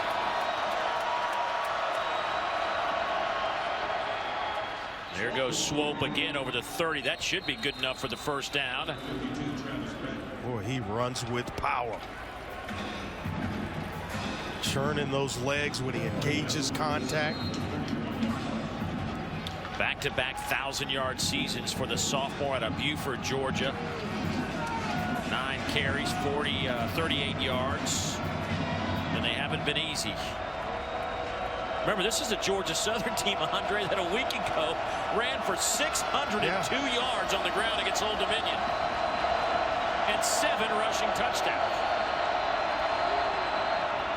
Toss sweep. Trey Butler. Well, what a play by Beck. Their outside linebacker. He had 11 tackles last week. And you see why. So athletic. And you see the speed closing from inside out. Watch him in the middle. Right there, closed from inside out. Reads it. He's got the pitch man on this particular play. That's a nice job. Nice open field tackle. Well, you mentioned 11 tackles last week. He's got 10 already. 6:50 to go, third quarter here at the Fargo Dome. 2nd down and 7. There's the pitch, far side. Bryant trying to get the corner, can't do it. Marcus Williams, the junior, out of Minneapolis. Boy, he almost lost outside contain. Watch Williams here. You're the last line of defense. You cannot allow the pitch man to get outside Bryant.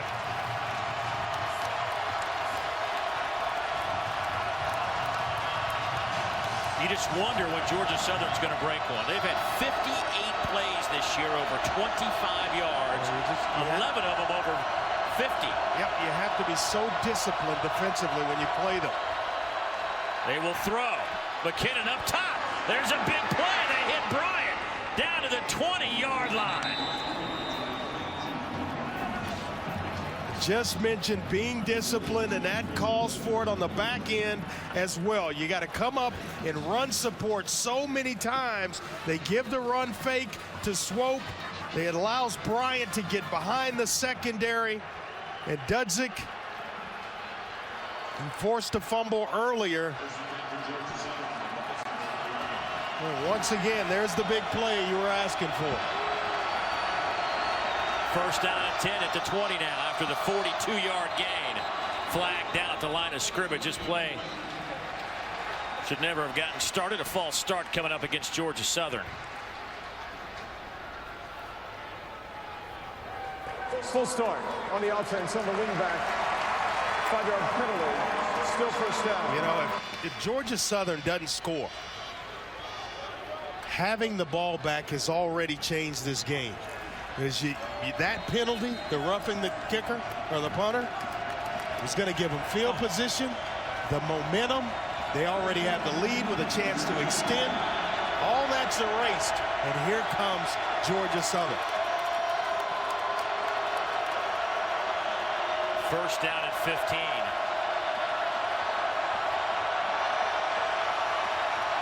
And the Eagles will have to take a timeout. Play clock was down to 3 seconds. Timeout. Georgia Southern. It's their first charge. Timeout of the half. Well, that'll let this Fargo Dome crowd catch their breath, rest their voices for a couple of minutes. Back in a moment.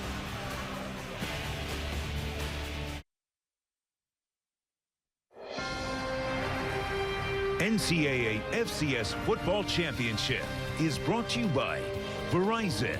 Upgrade your human specifications with Droid DNA by HTC. And Macy's.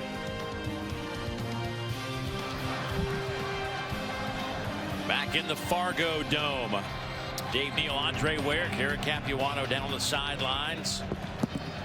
And the NCAA Division I Football Championship concludes in Frisco, Texas in 3 weeks, where the FCS champion will be crowned. The game kicks off at 1 o'clock Eastern on January 5th on ESPN2. For more info, go to NCAA.com, the official online home for all 89 NCAA championships. Well, Andre, the Eagles are driving first down at 15. And maybe the momentum has switched maybe back to the Georgia Southern sideline. McKinnon turns the corner to the 10, 5. Touchdown Eagles. 25 yards.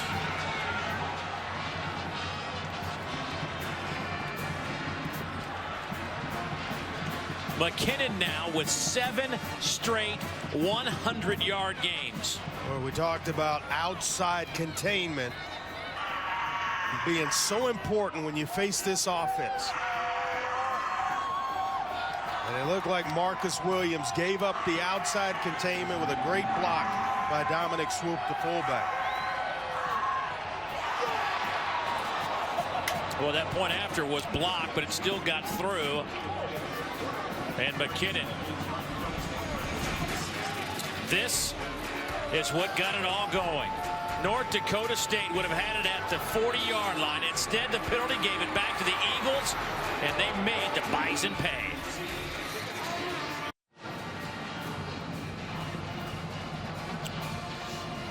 Boy, Georgia Southern just keeps pounding you until finally they force you into making a mistake. And that's what happened on that drive. A couple of North Dakota mistakes. Each team has really had a mistake. A fumble by McKinnon gave North Dakota State the football. 2 plays later, Ojiri goes 53 yards for a touchdown. Then the roughing the punter penalty against North Dakota State kept the drive alive, and the Eagles march it in for a touchdown. 20-16 our score. Watch the block by Dominic Swoop, number 6, right there on Marcus Williams. That allows for McKinnon to get himself into the end zone. That block freed him up.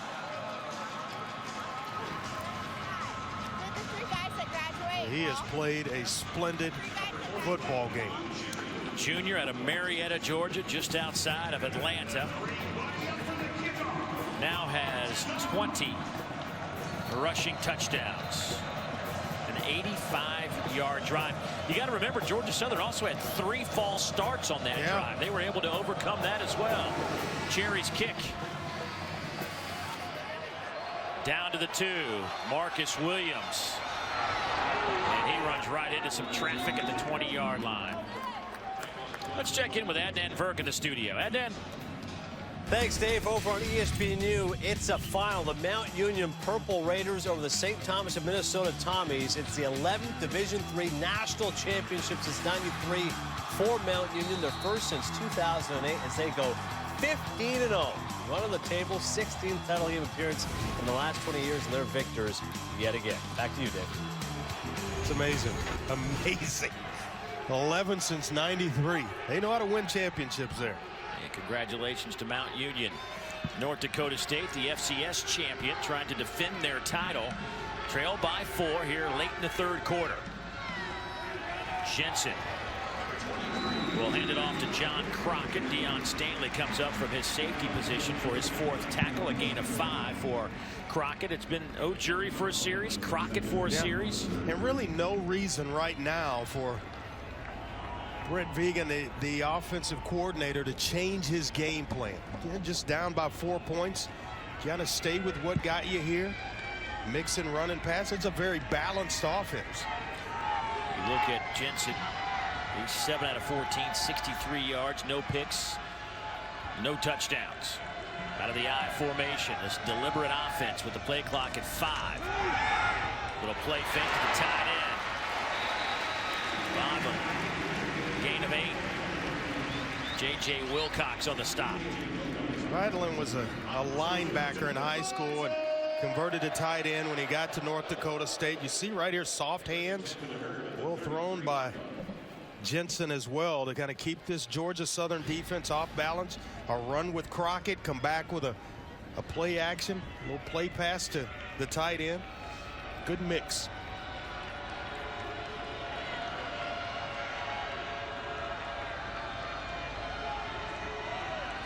Little stutter step by Crockett. He is dragged down at the 38. That looked like that was going to be a bigger play than it was, but a 6-yard pickup. Eubanks on a good stop. Yeah, and Darius Eubanks he's a big guy on the back end at 6'2", 220. Not going very far when he gets those mitts on you. He played linebacker, outside linebacker a year ago, so he's an excellent tackler in the open field, and he shows it to you right there. You know, interesting, Georgia Southern safeties are actually bigger than their linebackers. Yeah, they feel like both guys will be in NFL camps, Eubanks and Wilcox, next year.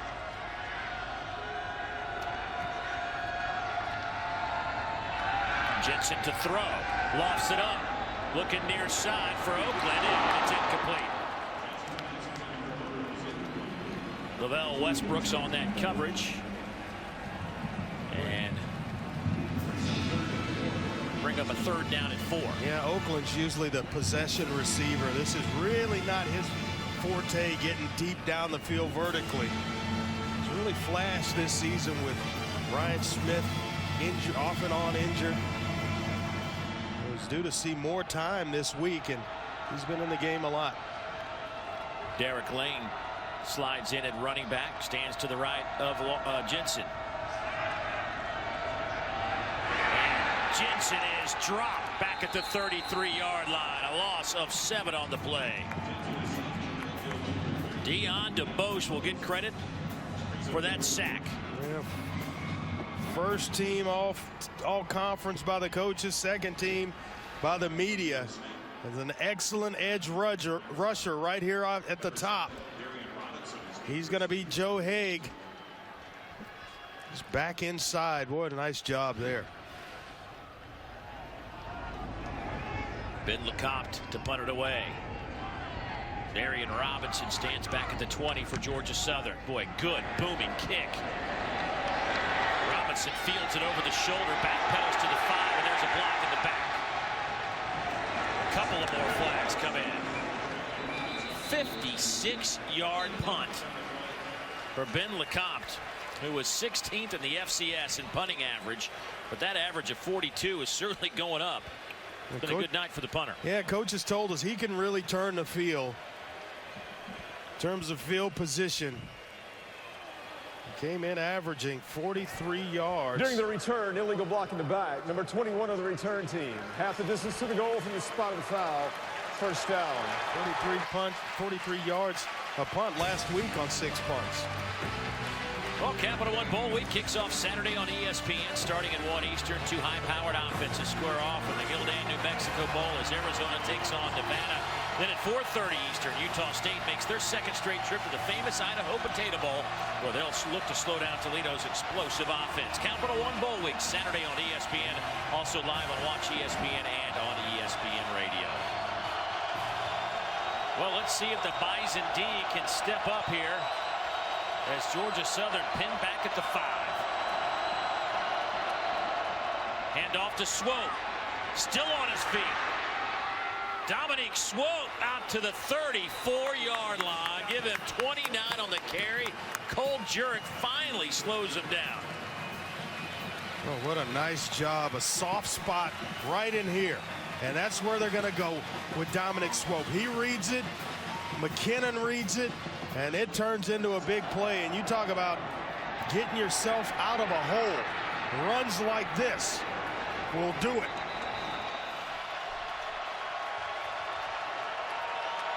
Swope now 67 yards on 10 carries. McKinnon backpedals the other way and will take it to the 44-yard line. That'll be close to a first down. Give them 11. Well, they've gotten a lot of mileage out of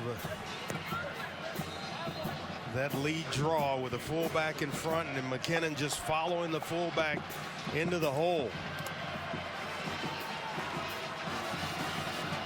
All of a sudden they turn back, go triple option, give it to Swope, and there's a gaping hole for him to get through.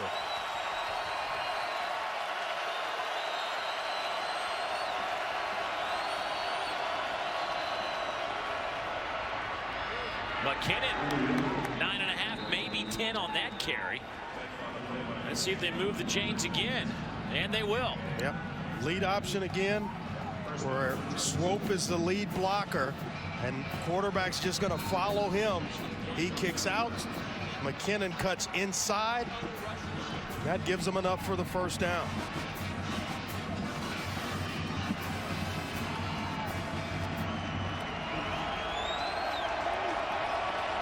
McKinnon now 24 carries, 152 yards on the ground. Georgia Southern with 230 rushing tonight. Here's McKinnon again. Gain of 4 for Jerick McKinnon. Andre, the grind of just trying to stop this type of offense when they can run multiple plays on a possession. You're just asking so much of a defensive unit to maintain all their responsibilities. Yep, it can be demoralizing to a defense when it's just coming from different angles. The fullback, quarterback, and the pitch man gets frustrated.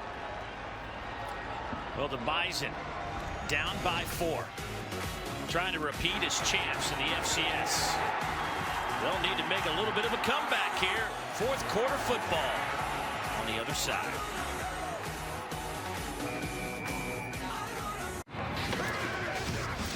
You're watching the NCAA FCS Football Championship presented by Enterprise Rent-A-Car.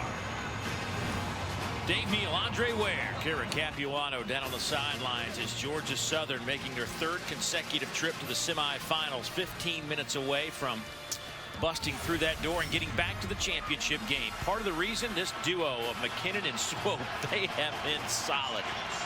Well, Jerick McKinnon completing passes to go along with 156 yards. 2 big ones, one for a touchdown to Swope, the other one to Jonathan Bryant. Really got him out of a hole. McKinnon 2 out of 2, 91 yards through the air. Second down, they'll hand it off to Swope. He's met after a 2-3 yard gain. So now you're looking at 3rd down and 2.5, maybe 3. Grant Olson with the tackle along with Ricky Hagan. Well, this is where having a workhorse like Swope is really valuable. Frustrating for a defense, churning some clock, and he's just gashing you right in the heart of your defense. Well, they have been stellar all year in 3rd downs defensively, but tonight Georgia Southern 6 out of 9.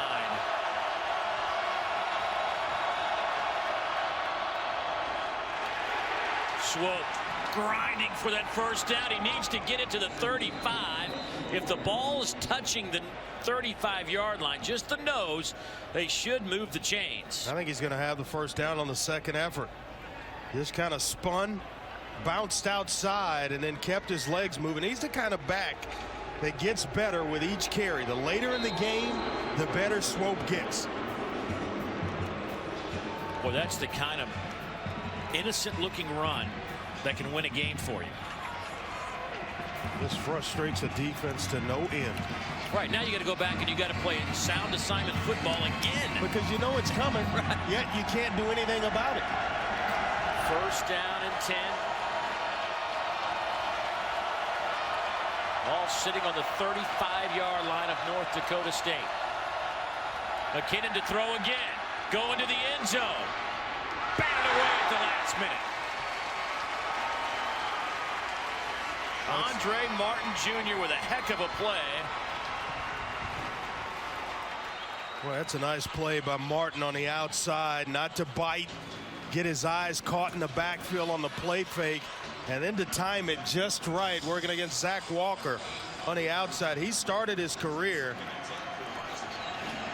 at Northern Iowa and then transferred here with Chris Kleiman when he became the defensive coordinator. He came in and really helped to solidify that back end.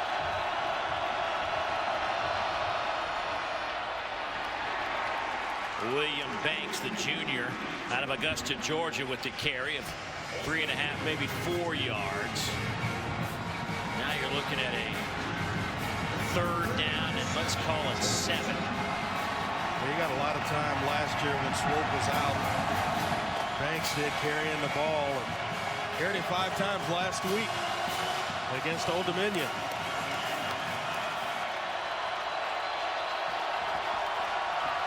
Guess who's back in the game? Mr. Swope lines up behind the quarterback, McKinnon. They'll pitch it to Robinson, and he loses 3. Cole Jurek with a heck of a play from his defensive end spot. And now you're at 4th and 10 from the 35-yard line. What are you thinking here if you're Jeff Monken? We'll see right here. Watch. Let's take a look at Jurek first. Keeping outside leverage and then making a nice tackle in the open field. But I'd punt the football here. You got a lead and an opportunity to pin North Dakota State back deep.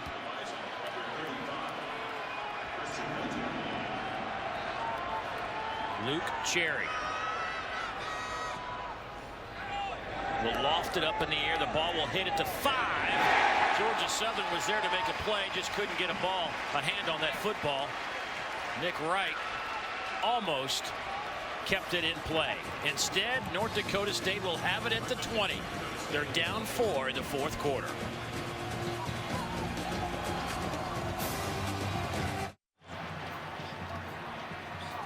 Georgia Southern leading by 4, 4th quarter football, and this place has been rocking all night long. But earlier tonight, as I think many of us are well aware of the tragic events that happened in Newtown, Connecticut, a moment of silence inside the Fargo Dome, and everybody took a deep breath.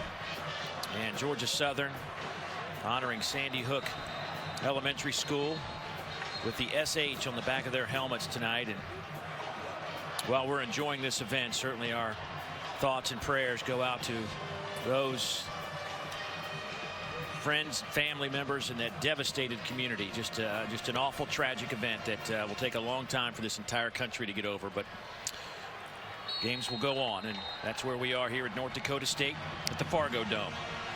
As North Dakota State tries to answer the bell here, as they are down 4, trying to make a repeat performance at the championship game, where last year they were able to knock off Sam Houston State.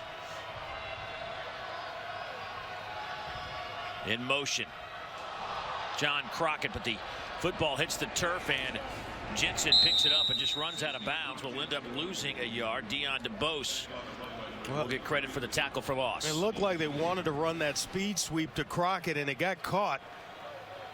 The quarterback center exchange, and then it was going to be just a designed run by the quarterback. They pulled a couple of offensive linemen out in front of Jensen, but he's lucky that it was just a loss of 1.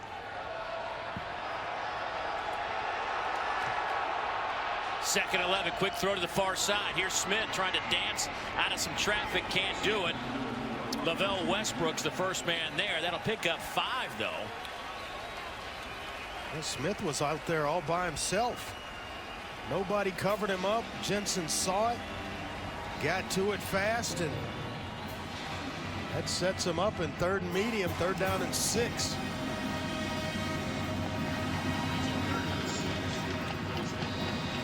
third downs tonight. The Bison, 3 out of 7. Timeout. North Dakota State. That's their first charge timeout of the half. Please reset the game clock to 11:28. 11 minutes, 28 seconds. This will be a 30-second timeout. Well, Craig Bowl told us that you have to execute at this level when you get to this stage of the game almost flawlessly. They force a Georgia Southern turnover. The fumble by McKinnon gives the Bison the football. A couple plays later, here goes Sam Ojiri, longest run of the year, 53 yards to the end zone. But right after that, a mistake in the special teams department by North Dakota State. They were going to have the football at Georgia Southern's 40-yard line. Instead, the Eagles got a first down, kept the drive alive, eventually scoring on the McKinnon touchdown. And the Eagles took the lead back by 4. And the winner of this one will move on to Frisco. Eastern Washington, Sam Houston State tomorrow, 4 o'clock Eastern. That one will be on ESPNU. And of course, Eastern Washington won the championship 2 years ago behind quarterback Bo Levi Mitchell, who you said is playing some Canadian football. Huh? Yeah, playing for Calgary. Played in the Grey Cup against the Toronto Argonauts.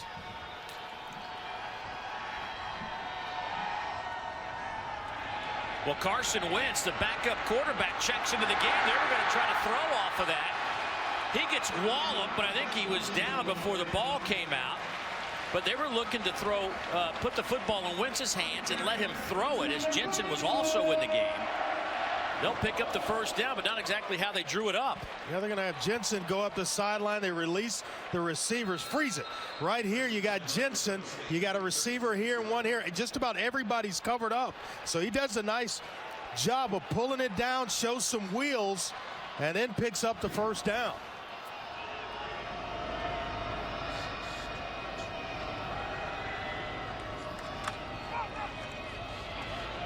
Ojiri will take it to the 38, gain of a couple. Westbrooks will lead the way and pick up the tackle. So many players in that situation, backup players, or you're throwing halfback passes, force the ball down the field into coverage, and it winds up being a turnover. Wentz did a nice job there, seeing everybody's covered up. I'm not going to force it, but I can make a play with my legs. He helped his team out there. We got him out of a bind on a third down situation.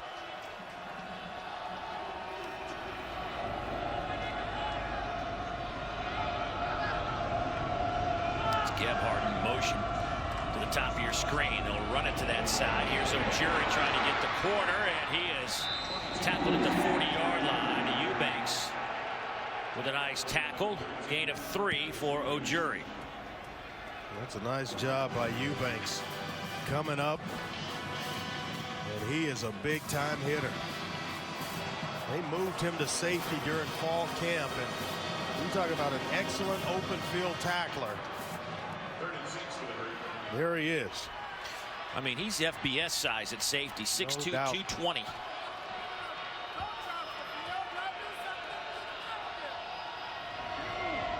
Third down and 6.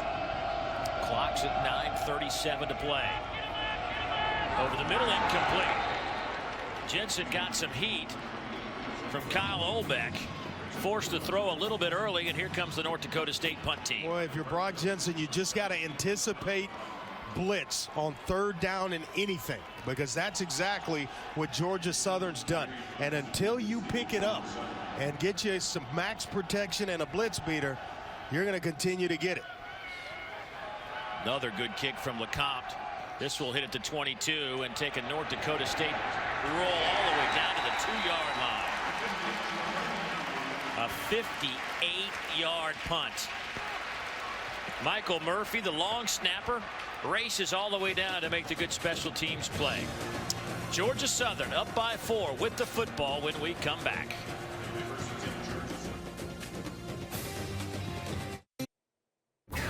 Nan Burke in our college basketball studios earlier on ESPN. The Rockets defeat the Celtics, and what a poignant scene this was.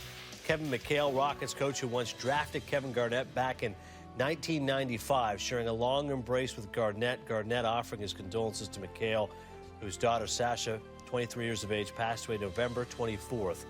A long embrace here, and as you can see, McHale overcome with emotion from the gesture of one of of his former players that he drafted, other Celtics as well, offering their condolences. Nice scene there as the Rockets go on to the victory earlier on ESPN. Back to Dave and Andre.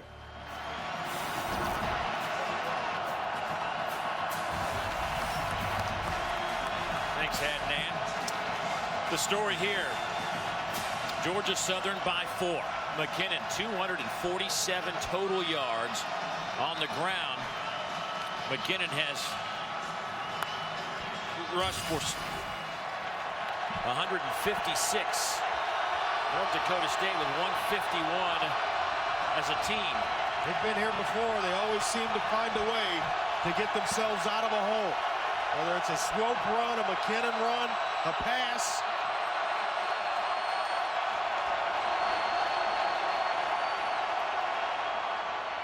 McKinnon stumbles forward and will pick up 4.5 yards. Travis Beck with another tackle. That is 19 stops.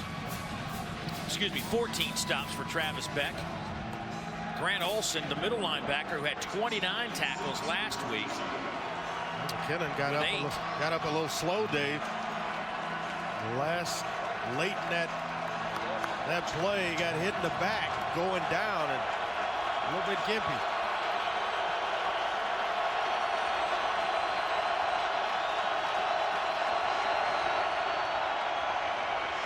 There's the pitch. Robinson will have the first down at the 20-yard line. There's a get out of trouble card right there. It always seems to happen. They don't panic. They just do what they do and figure out a way to get themselves out of a hole. You see right here where McKinnon gets shaken up. That previous play late in this. It's Cole Jurek coming down late on McKinnon.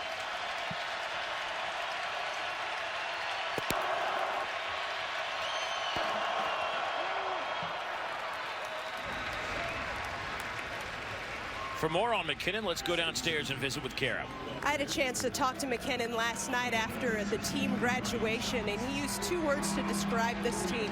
He said relentless and willing. The difference in the semifinals this year, according to McKinnon, they put bad plays behind them and they just look forward to the next opportunity. He said that's been key in their success these playoffs. They haven't had very many bad plays in this one tonight, just the fumble that he gave up, but otherwise his performance been flawless. Swope with the carry. He'll pick up a couple, but now it's going to be 3rd down and about 7 again.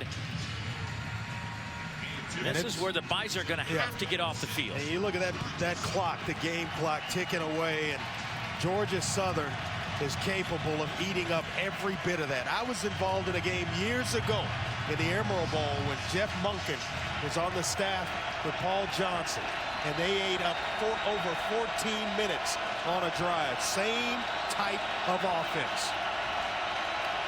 Eagles 7 out of 11 on 3rd downs tonight.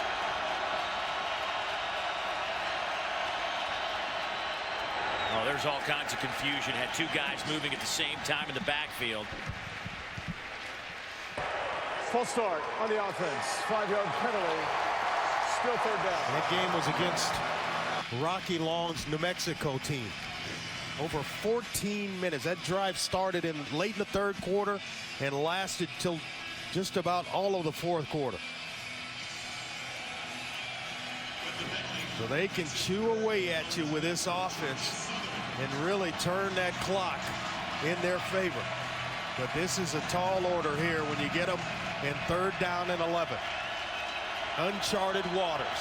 Well, you saw a shot of Izzy Uyu, the quarterback who can sling it a little bit. They brought him in a couple times on 3rd and longs, but this will be McKinnon's show on 3rd down and 11. He'll keep it and pick up 4 yards. Ricky Hagan on the tackle, but now it's 4th down, and here comes that Georgia Southern punting unit. And with any type of return, North Dakota State could have some decent field position to put together a go-ahead drive. Dudzik back to return this punt. Luke Cherry will kick it away for Georgia Southern. Wobbly short kick. That hits at the 41 and takes a couple of bounces and does it with a nice job, and then he's hit on the spot. And there's another push, and I think Georgia Southern is going to be whistled for unsportsmanlike conduct. Somebody lost their cool and gave a shove to one of these North Dakota State players, and they're going to pick up an additional 15. After the play, personal foul, late hit on the kicking team, number 97. 15-yard penalty, first down.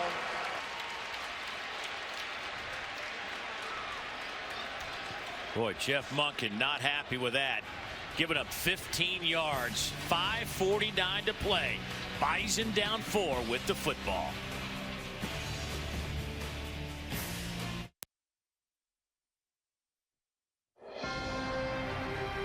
NCAA FCS Football Championship is presented by Enterprise Rent-A-Car. We'll pick you up. And in part by Subway Restaurants. Get your own tender, juicy Subway steak melt today. You're watching the NCAA FCS Football Championship presented by Enterprise Rent-A-Car. And it's coming down to the wire. Georgia Southern by 4. They were here a year ago on December 17th, but couldn't escape. They lost 35-7, had 3 turnovers.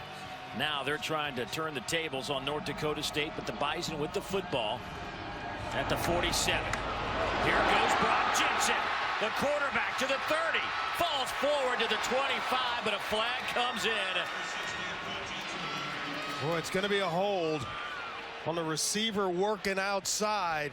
And you feel that block slipping away because the quarterback's coming. You got to just be disciplined enough to let go. Holding, number 87 of the offense. 10-yard penalty will still leave the ball beyond the line to gain, first down. Yeah, Andrew Oakland on that side gets caught. See, right here, you just got to be disciplined enough to let go. That's close, though. Wasn't a lot, but it was enough. Just grabbed enough of the jersey to get flagged for it. Still a nice play by Jensen. It is a set it spot up foul. well. Yeah, they set it up well, and he let the block set themselves and just exploded through the hole. First down and 10 from the Georgia Southern 40-yard line. Here goes Crockett. Crockett brought down by Deion Stanley after he picks up 5. Looked like he could have got a few more yards if he keeps it up to the outside.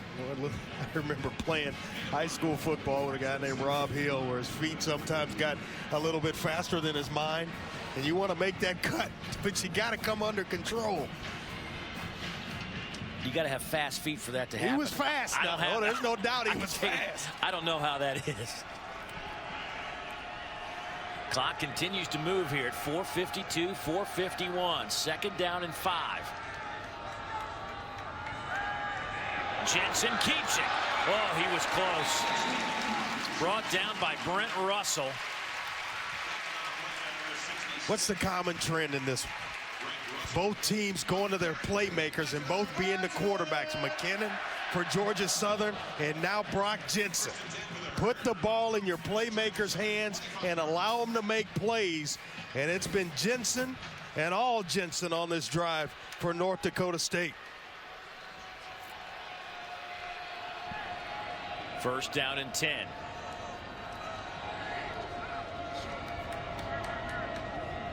Crockett is your tailback. They'll fake it to Crockett and throw. Incomplete. Flag comes in. There may be a late hit on Jensen. Yeah, and it's going to be against Russell. With taped ankle and all, he was late hitting the quarterback. Personal foul, roughing the passer, number 66. Defense, half the distance to the goal, automatic, first down. Well, a couple of big-time mistakes. Unsportsmanlike conduct penalty, and that one late and low to go along with it. Boy, Andre, that takes it inside the 15 down to the 12.5-yard line. You almost want to slow down a little bit, because you're going to leave some time for Georgia Southern to put a drive together. Boy, 11 penalties, 88 yards for Georgia Southern. They came in on the year just 59 yards a game in that department.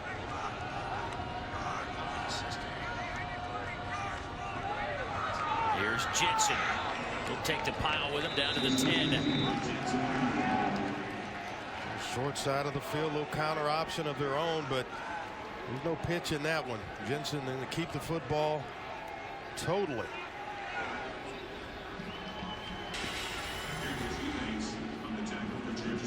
North Dakota State, the #1 seed in the FCS playoffs. Had their hands full with Wofford last week, but escaped with a 14-7 win. Down 4 here, stating the obvious, but they got to put it in the end zone. 2 tight end set.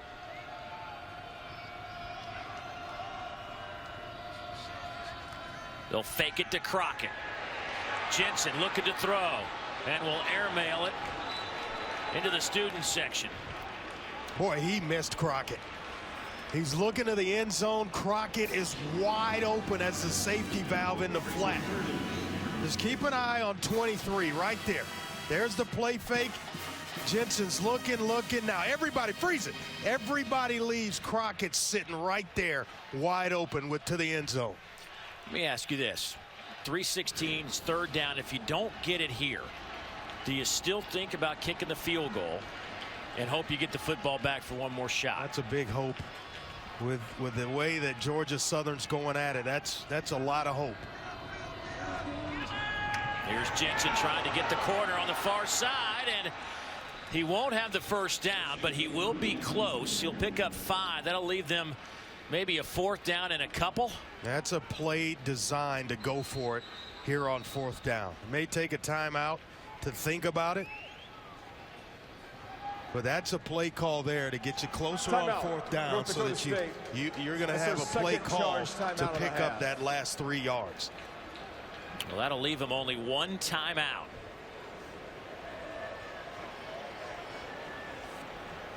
Oh, the drama of it all. FCS semifinals. North Dakota State defending champs. Can they pull it off?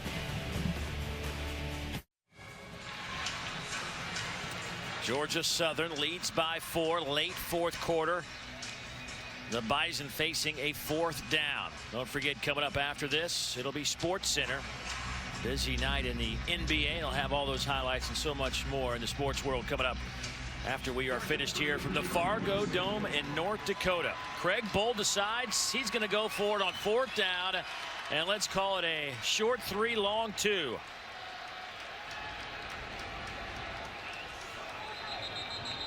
And now Jeff Monken wants a timeout. Well, here goes a chess match. Get a look. Georgia Southern. Just wanted a look at the formation that North Dakota State was going to come out in so that he could better defend against it.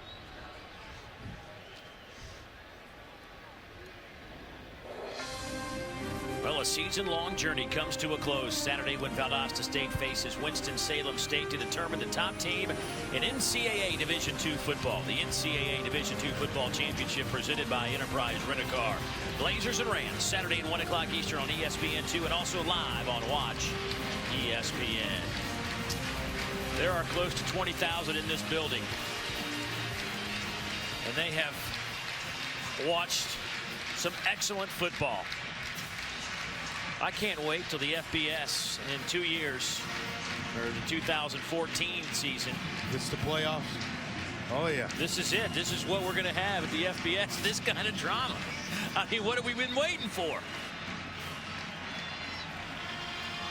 There's a purity about the playoffs. You know, where at the end of the season, there's a definitive champion. No conversations, no debates. Jeff Monken wants a timeout. He had substitution issues, and he is hot. Southern.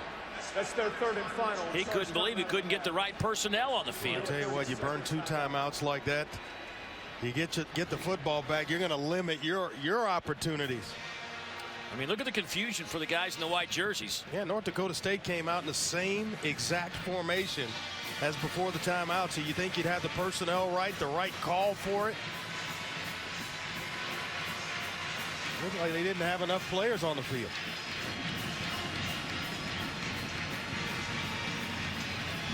Now, of course, the winner of this one will move to Frisco. January 5th will be the national title game. And then Eastern Washington at Sam Houston State. Tomorrow, that game at 4 o'clock Eastern. You can catch that on ESPNU.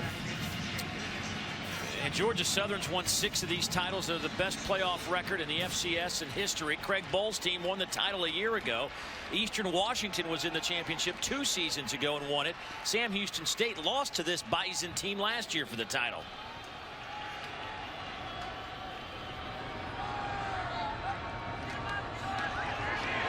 The keeper from Jensen. Touchdown, North Dakota State. On 4th down and 3.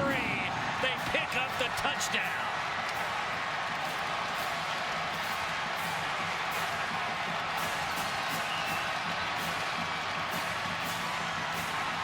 Was there any doubt who's going to carry the football? Now you talk about putting a team on your back and leading them down the field. That's what Brock Jensen just accomplished.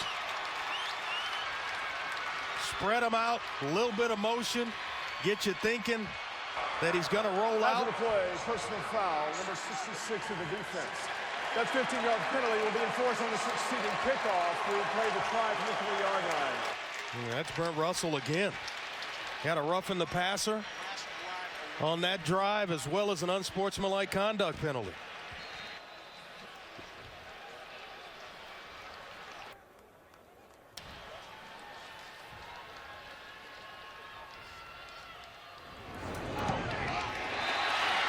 Point after is up and good.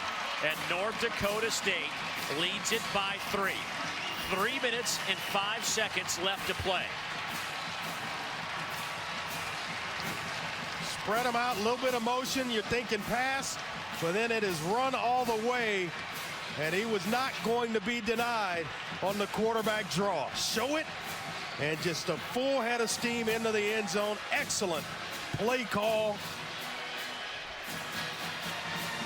Brent Vegan, the offensive coordinator. They showed it, Dave, 3 times, 2 timeouts, and then the final play.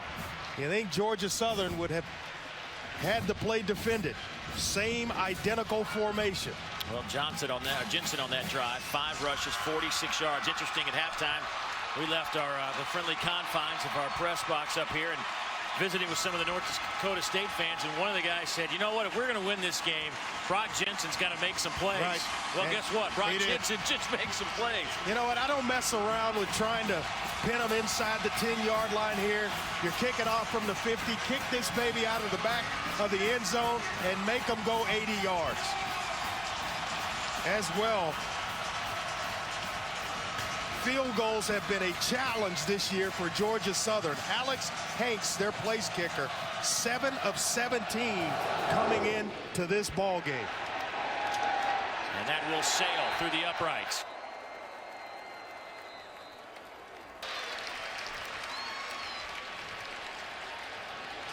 And add to that, Dave, he had a extra point blocked. The first score of the game, so that's not a given, even if Georgia Southern's able to get themselves into field goal range.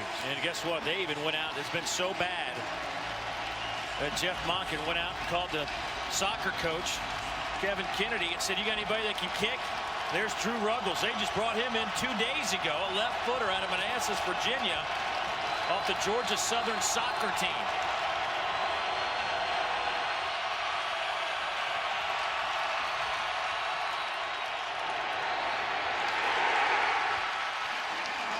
Loss of a yard. Jurek with the stop. And every time they're down inbounds, that clock's going to continue to run. You had to spend 2 timeouts trying to get things together defensively. One was burned unnecessarily.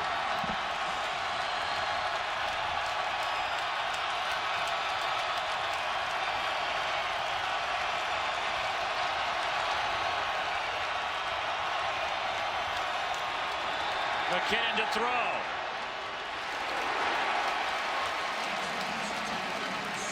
And not a bad play call, because that at least gets the clock stopped, where you can kind of get some order to your offense. Huddle up, settle down. You got 4 down, 2 more downs now. You're going into 4th down. Yeah, you can't even think about punting it away. No, with you're one not punting this, baby. Yeah. No doubt about it. Boy, listen to this Fargo Dome. It was quiet for a while. Not anymore.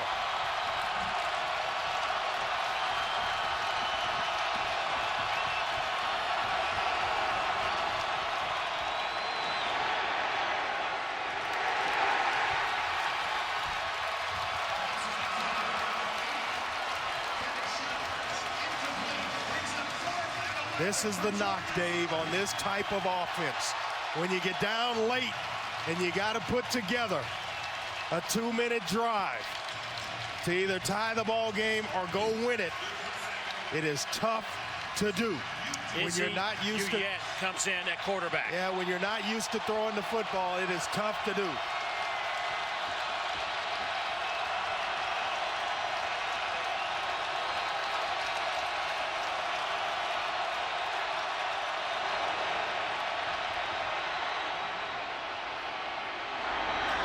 Is caught inbounds at the 35-yard line by Zach Walker. And he beat the All-American Marcus Williams. We're right here. Nice jam off the line of scrimmage, but you gotta can't stop. He slows down. Williams doesn't. An excellent throw by Ute. Under pressure, he delivers on time. Just the 9th catch of the year for Walker. 1st down and 10 from the 36. McKinnon falls forward to the 31. Give him 5. Ricky Hagan with the tackle. This is where they got to hurry up. It's only going to stop if they pick up 1st downs or get out of bounds. Well, you're almost, if you don't have success on 1st down, you may want to think about clocking it just to stop the clock.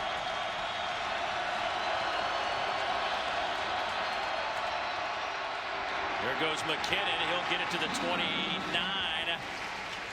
Travis Beck now with 15 stops, and Georgia Southern, with all those field goal woes, may turn to a soccer player that just joined the team 2 days ago.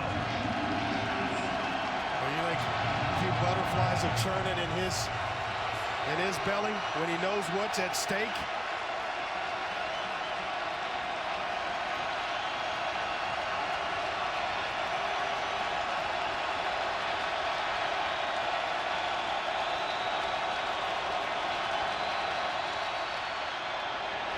Lose football.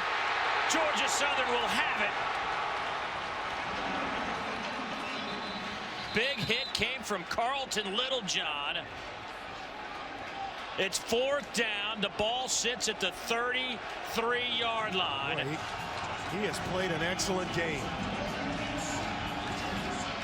Watch Littlejohn right here. He's got quarterback responsibilities and just shoots through and causes the fumble. Well, here's the story, folks. Georgia Southern hasn't been able to kick a field goal all year. It has been a struggle. Hanks is 7 out of 17. Nowicki 1 out of 3. Timeout. North Dakota State. That's their 3rd and final. And now they bring in Drew Ruggles. This will be a 32nd timeout. A junior Georgia Southern soccer player who kicked in high school. And it got so bad that Jeff Monken this week in practice said, I can't go to the semifinal without somebody who can kick it through the uprights. And he found Drew Ruggles. He's going to get a chance to send it to overtime from about right around 50 yards. What drama. Love it.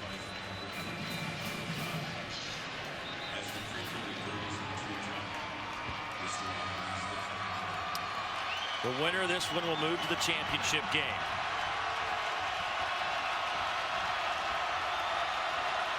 Ruggles loves, he says, one of his ambitions is swim with the Sharks.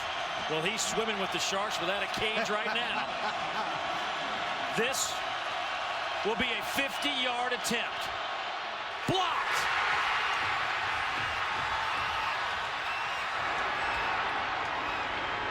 Caught. And flags are down all over the field. Yeah, the big fella been better off just kind of trying to tip it to someone else. Carlton Littlejohn with the blocked field goal.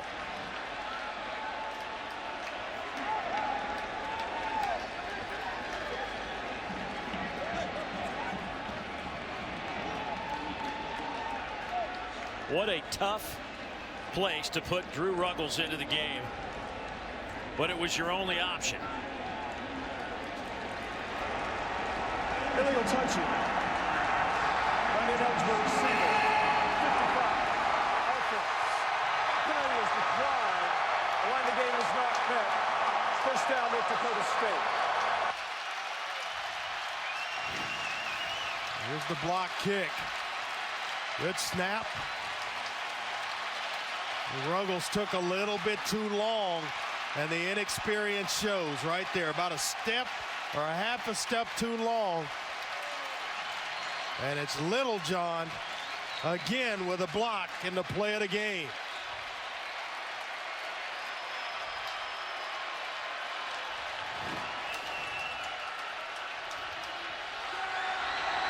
North Dakota State heading back to Frisco, Texas to try and defend their national championship.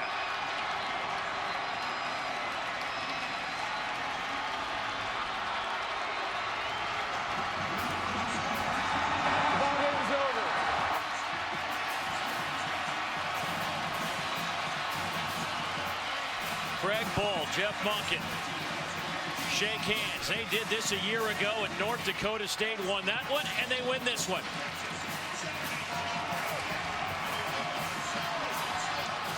So one finalist has been determined. The Bison will wait to see if it's Sam Houston State or Eastern Washington.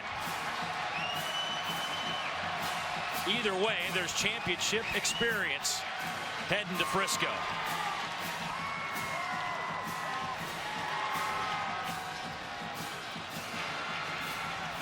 And another season comes to a close in the semifinals for Georgia Southern as they lose it 23-20. What a finish here at the Fargo Dome. So for my partner, Andre Ware, Kara Capuano, and the rest of our crew, I'm Dave Neal saying so long. Let's send it to SportsCenter.